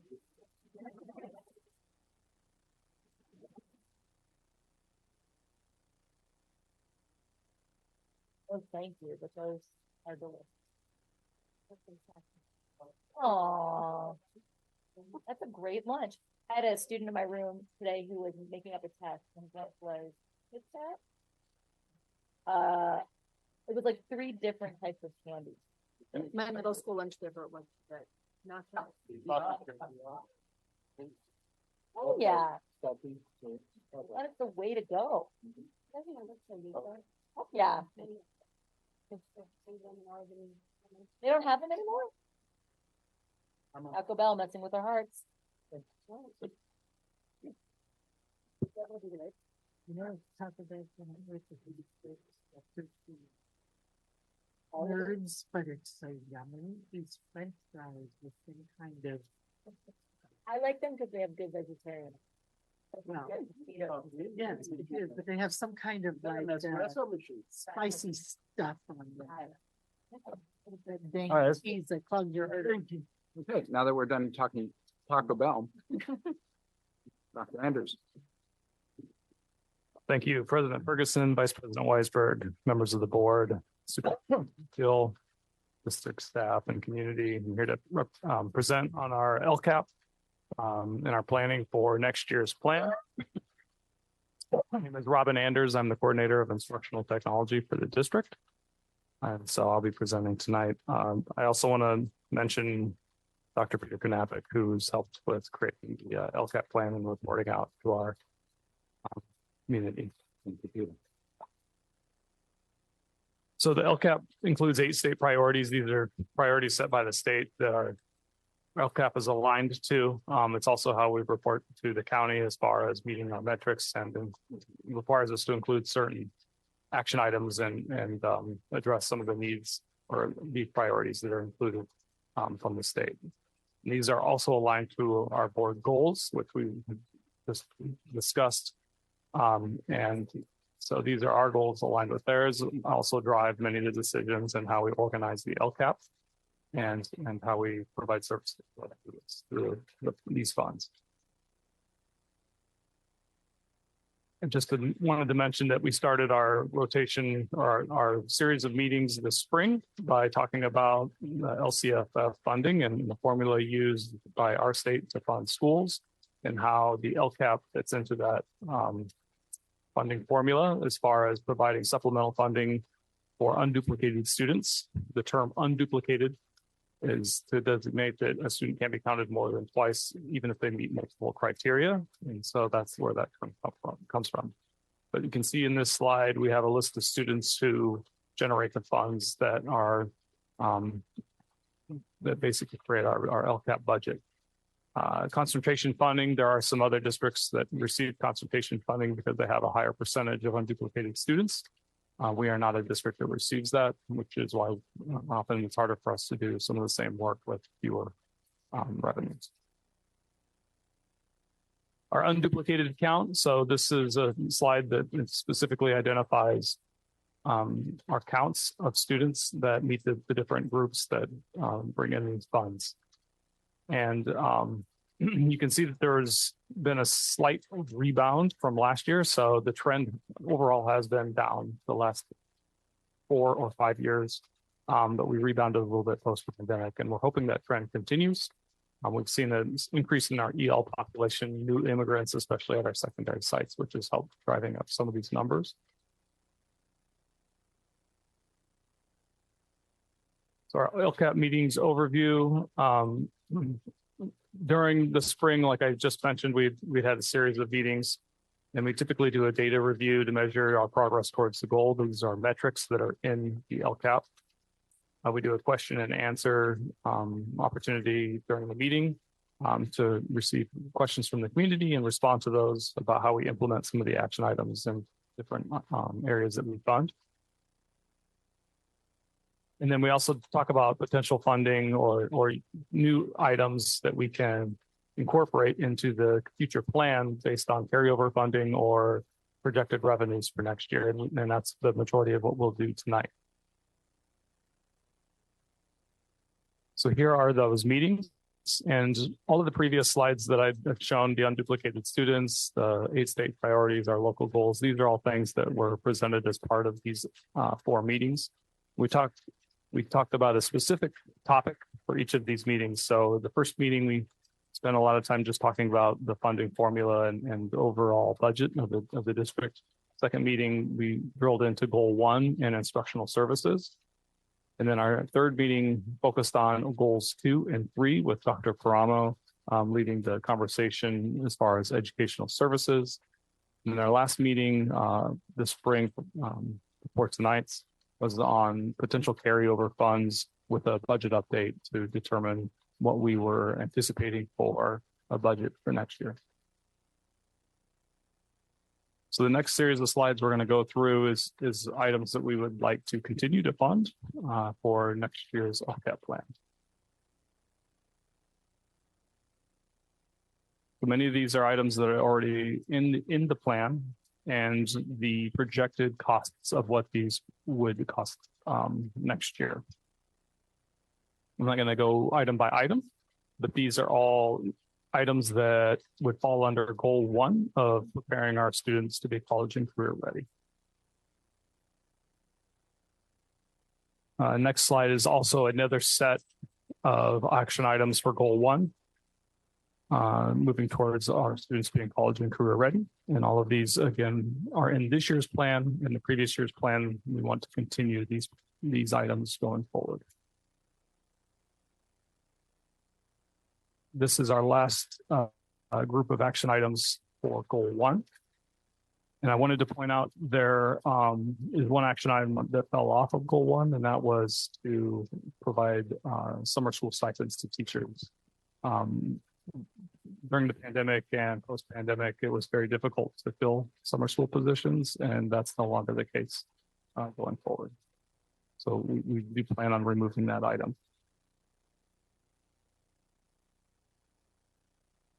The next slide, and I'm on slide 12, are action items associated with goal 2. So our conversation earlier tonight, goal 2 about supporting the whole child and educational services, mental health, well-being. These are all action items that support that goal.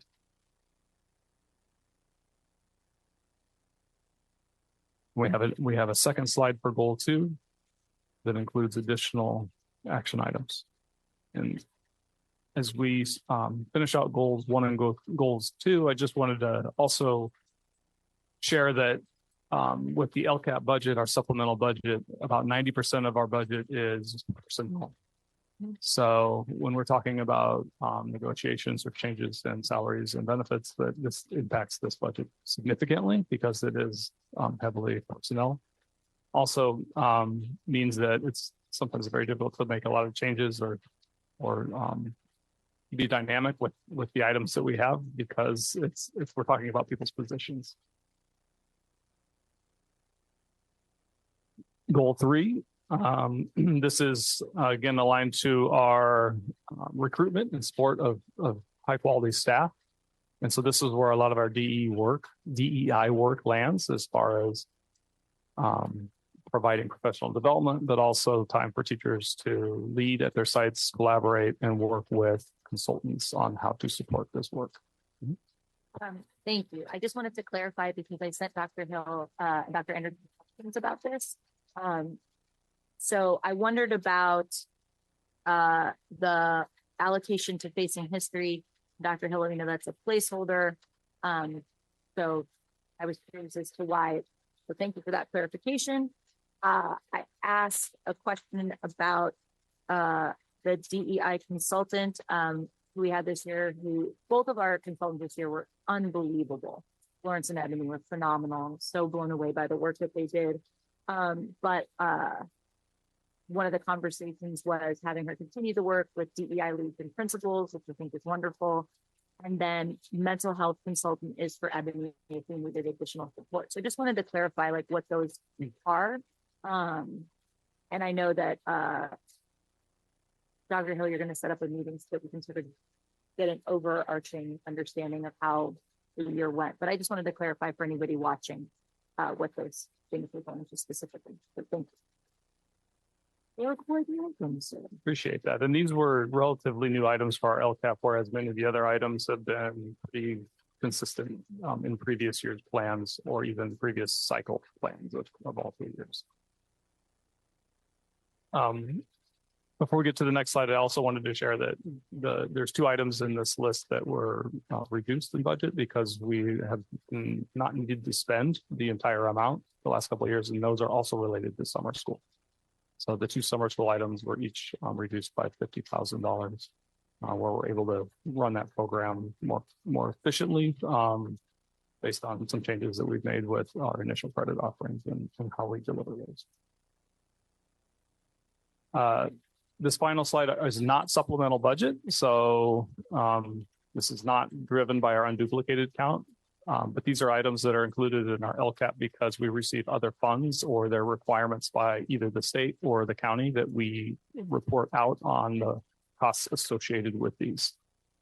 So these are just included for those reasons, but are really not a part of tonight's conversation. Just wanted to make sure that was clear, the distinction between the previous action items that fall into the supplemental budget and these items that are base funded. So we're gonna have a few more slides and then we'll get into the meat of the conversation. So I'll finish out the presentation. And then the value tonight really is in the conversation about how our action items are aligned to our priorities and goals for the district and what we would like to see going forward for next year. So as far as estimating supplemental carryover, this slide it looks different than we've seen in the past. And the reason being is our estimated carryover at the end of next year is much lower than what we've had in previous years. So you can see our carryover starting this year, or carryover from our previous years, is about 3 million. This year's revenues were about 10 million, and our estimated expenditures were about 11.5 million. Excuse me, that was last year, or carryover from 21-22 into this year. So our carryover for next year is going to be 2 million. Which then you add that to our revenues for projected revenues for next year, and our projected expenditures means we will end the year next year with estimated carryover of 66,000. So where I started the discussion with this slide, I'll circle back to in that we have a good significant amount of carryover for next year's budget, but in the 24-25, we're going to see a much decreased carryover when we are planning for that school year. So the carryover priorities, these are priorities that came out of our spring meetings, the 4 meetings, was to prioritize supporting immigrant students, since we've seen an influx of those students in our campuses. So I just have a potential allocation of what that could look like. ELL or SEDI class size, again, that's a very similar population, not necessarily new immigrant families, but our English language learners. And keeping class sizes low to support those learners with staffing. DEI supplemental materials. This was another topic our educational partners or community shared that they would like to see potential increase of funding with any available carryover. And then also targeted support for GATE students. So that is an action item in our LCAP plan to provide support for students who meet the requirements or are unduplicated, but also GATE students. So those were the priorities that came out of our meetings. We have some links. These are links or resources about the process and the LCAP plan and everything we've done up until this point to get to this conversation today. Our steps going forward are to draft a final LCAP plan and bring that to a board meeting, I believe, on June 15th, and then final approval for the LCAP on June 22nd. So those are that's the presentation I have tonight. Now we're moving on to discussion about the LCAP. So Dr. Anders, we are moving on to a discussion about any questions, comments? Sorry, I'm just writing something. Out of curiosity, are you seeing or predicting any changes in the future in terms of LCAP legislation funding? You hearing anything? Just share that no, I've not heard anything new from the state or the county as far as the change in the plan and the funding. Just a reminder that we're on a 3-year cycle. So we are completing year 2. Next year will be the end of year 3. So we will have completed this cycle with this LCAP where we can go back to the drawing board next year and really revise, make significant changes to our LCAP. Thank you. So just so I understand 100%, our 23-24 estimated carryover is 66,000. You want to figure out how 66,000 should be spread over those 4 things. What 4 things? The carryover priority. I was going to ask the same question, Star. Thank I you. just want to make sure. So when you come back in June, the funding for slide 18, the carryover priorities, is coming from the total is that the paying down the 66,000 so that we would have less carryover for the following year, or is that as part of the carryover from this year. If that makes It does. Okay. So in previous years, we've had quite a bit of carryover projected even in the out years. So that number is low at 66,000 at the end of next year. So with that in mind, previous years, we've looked at ways on how to allocate a lot of that carryover. We have a very low carryover, so we may make a decision not to add any items or allocate that because we're so close to trying to be solvent by the end of next year. And if you have comments on that, Dr. Hill. I think we're in a situation now where the change was the county and the state put in a bigger push to spend down your carryover. So that's what we've been doing. So by the end of next year, we've spent down that carryover, and you see that our expenses are about $1.5 million more than the revenue. Now that could change based on enrollment and unduplicated counts and COLA, but keeping that in mind as we go into a brand new LCAP cycle, and we talked earlier about a 10-year vision, we need to be talking about, okay, how we're going to restructure this plan to match that new 10-year plan with the understanding that our revenues are dropping. And we're starting fresh. Yeah.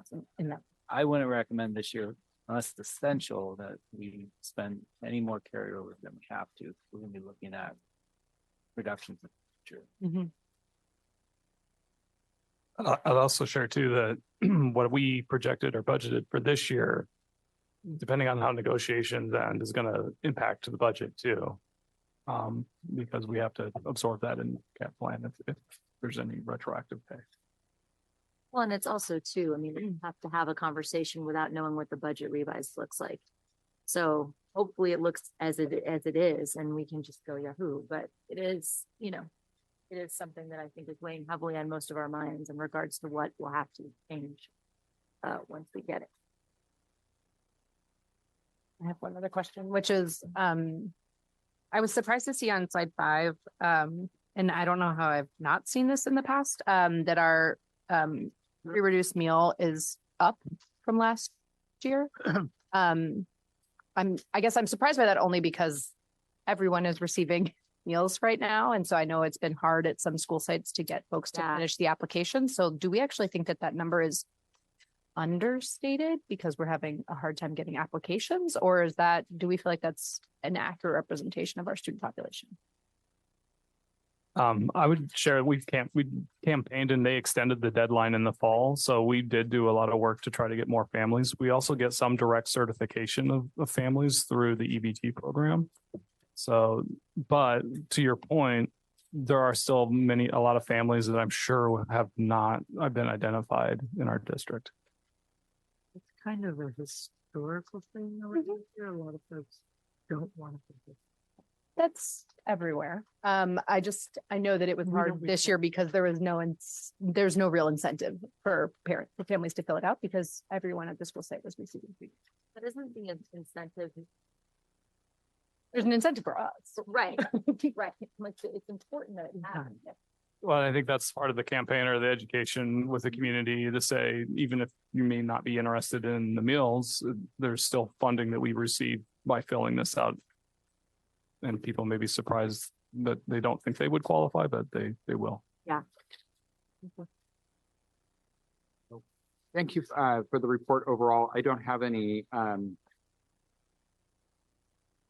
major points of feedback. I do want to request some report backs based off of a conversation that Dr. Weisberg and I had, but also just as we're exploring,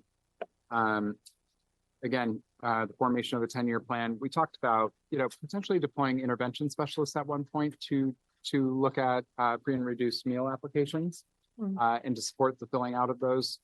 But that generally just strikes a generalized question of the role of intervention specialists, how they're being utilized on campuses. If putting it all together, it's a $1.3+ million expenditure that is being made. And again, some are playing kind of campus security-esque roles. Some are providing minor interventions. Some are providing advanced interventions. So I just want to get that once again, as we're looking at things generally. That's one. And then we did see some,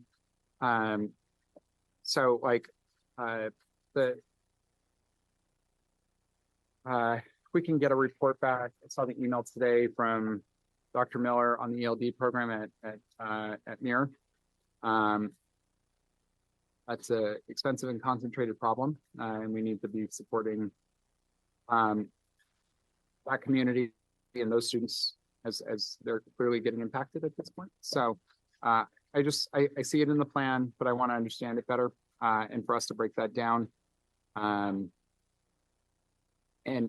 figure out, and help me a little bit, because we've got one school screaming for enrollment on one side of town and another school saying, please, please, no more, no more. And that just seems like incompatible realities that, are hard to message around, just to be honest, and to be accountable for. And then we have added a number of supports in different ways, school psych positions, behaviorists. So I just want to see overall, what's that impact in? Has it brought down ratios? What generally has been allowed to occur differently as a result of those positions?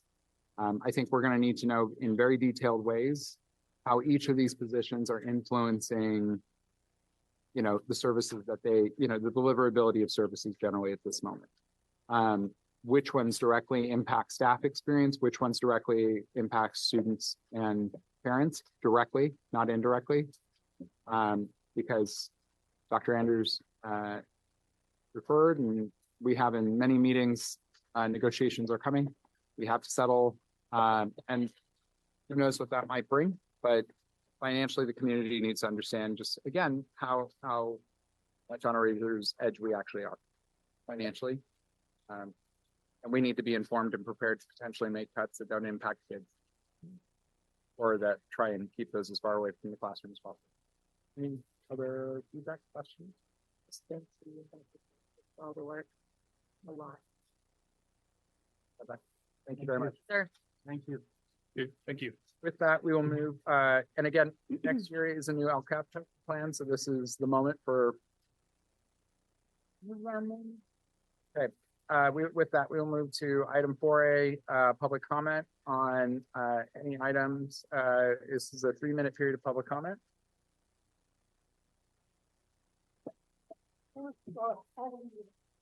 Bear with me and please give me an extra minute or two.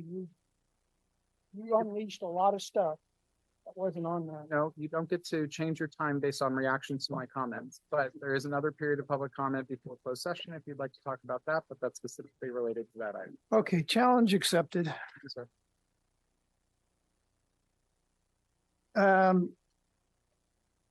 You can't say that you didn't know about the law regarding these documents are public. I've talked to you about it a number of times, so your qualified immunity on that one is out the window. I didn't know doesn't buy it. When I looked at Weisberg's emails for only 1 week, dozens of them, she was pimping really already another parcel tax. It hadn't been discussed by anybody, but she was already talking about it in every single response to her emails about those 90 messages you got from the teachers. She's already promoting another parcel tax. What a coincidence that you're talking about it as well. Not only a parcel tax, but a bond. How did I know this wasn't coming? This was coming. You talk often about teacher pay. Why don't you talk to the people about how it works? Their teachers are getting 25% into their retirement. I thought it was 20%. Cantwell told me it's now 25%, and you're getting it too. You talked about $500 a month that you're getting to sit here. You get other benefits. Yes, you do. You get other benefits. You get health, and tell me if I'm wrong. You get health insurance. You participate in CalPERS. Teachers get built-in raises already, but you don't talk about that. And it has nothing to do with teacher performance, Mr. President, nothing. They get it just for showing up. So share the facts, let people make an intelligent decision. I'll say that some of our teachers are some of the highest paid in the nation, not in the area, in the nation. So don't turn that one around on me. I wish y'all would just live within your means. That's what I've been talking about for years. How about just educating our kids in reading and writing and mathematics and stop all this other stuff? Some of it's for parents to do, not you. Talking about GATE, how about you skip grades for the kids that are gifted, but you never do that and you don't talk about it because you don't want to give up the funding.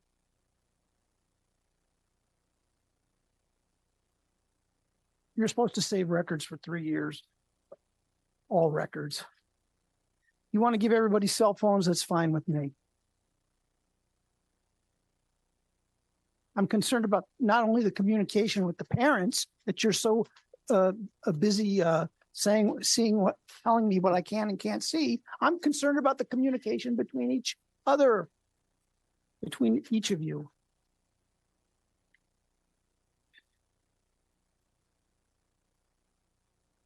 Is that my time? Yes. Thank you very much. Responses from staff? Responses from the board? Lightning round, we do receive health benefits. Or we can that's correct. We can receive health benefits. Other than that, it's the stipend or it's the $500 a month. The number is on the district's website. We post it there for the abundance of clarity and transparency. Dr. Weisberg wants to say something. Go ahead. I just want to acknowledge that we are well aware of the amount of money our teachers make. We know the amount of work they put in, the amount of professional development they do, the amount of time they spent. And so we know that their step up is not in fact a raise, but it is reflective of the years of service given. There's no illusion from anybody up here that our teachers don't do enough work. They are underpaid and overworked, as our district staff and everybody else in the district who does this because they love it. So I would say when people look for insidious motivations and misdeeds, they're missing the point. Everybody up here, everybody in the classroom has dedicated their lives to public education. No one's up here spending time texting insidious, creepy, illegal things. We're doing the work that we are paid after taxes, $454 a month to do. I spend well over 40 hours a week doing it. I wouldn't be doing it if I didn't love it, but I would like to suggest for people who spend their time looking for wrongs that they pay very little attention to all the rights that are being done. So thank you to our teachers and Happy Teacher Appreciation. Happy Teacher Appreciation Week, everybody. All together. I know I'm feeling a lot. Teacher appreciation. Dr. A. Thank you. And I want to echo what my colleague said. For those of you who are in doubt, just go spend an hour in one of the classes. And I've said it before, it must be the love for our children and education. Because I'll tell you, last week when I went to show my scuba diving story, my son insisted he's graduating 5th grade. You have to come to the class and talk about your adventures. The amount of work, the students had created virtual oceans out of clay where you can see through and you see the sea creatures. I mean, I was like, wow. And how patient the teacher was. I mean, I'm sorry. Again, anyone in doubt, just go spend a little time and.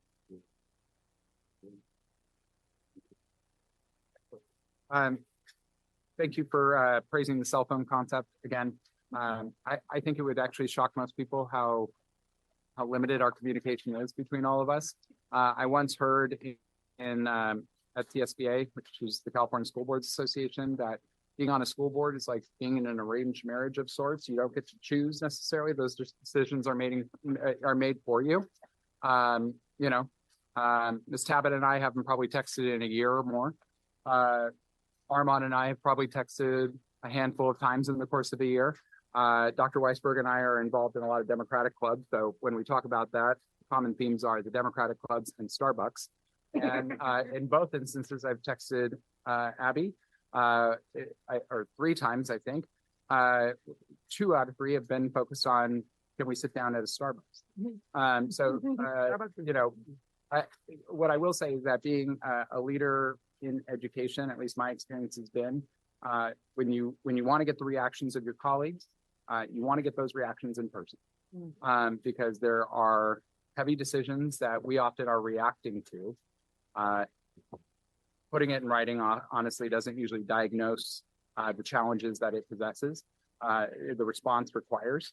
And so, again, it's our job to furnish that, and you will see a very long list of Starbucks requests, meeting requests, and questions about how do we get help for kids often in the text messages I have experienced. So I'm happy you're looking at them because really, go ahead.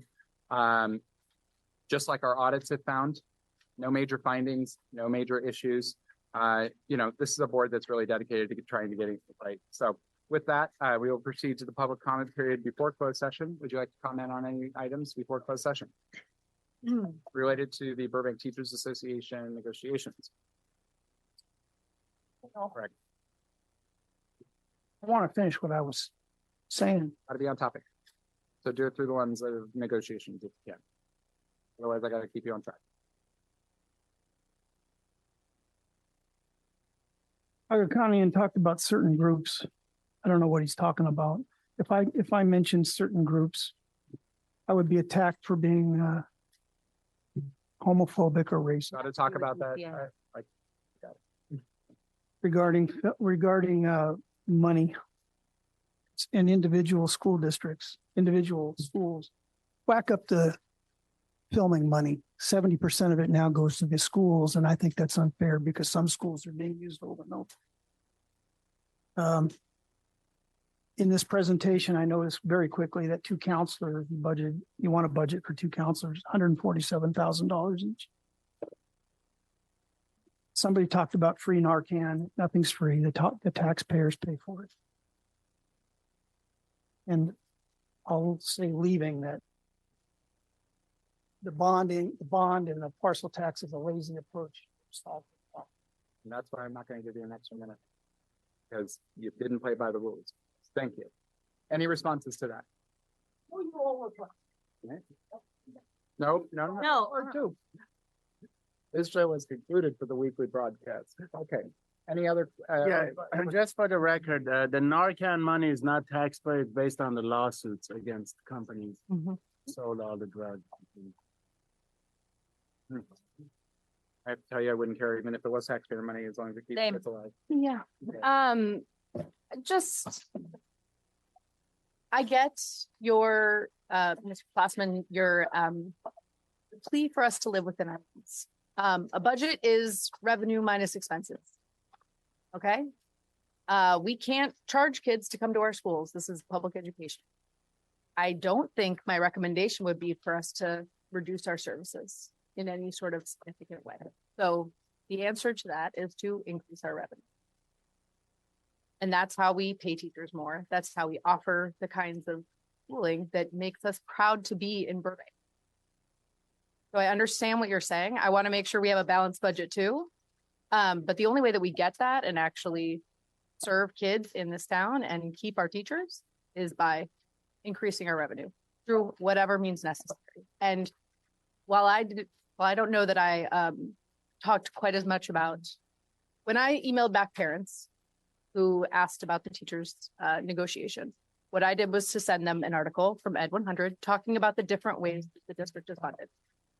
So it comes from state funding.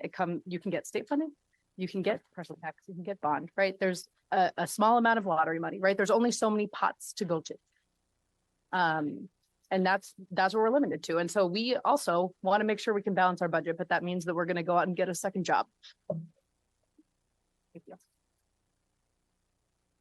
Thank you. With that, we are adjourned and we're adjourning into closed session. So thanks to everybody. Thank you very much. You don't have to go home. Thank you, Dr. Andrews. Thank you, Dr. Bramo. Thank you, Ms. Mateo. Bye.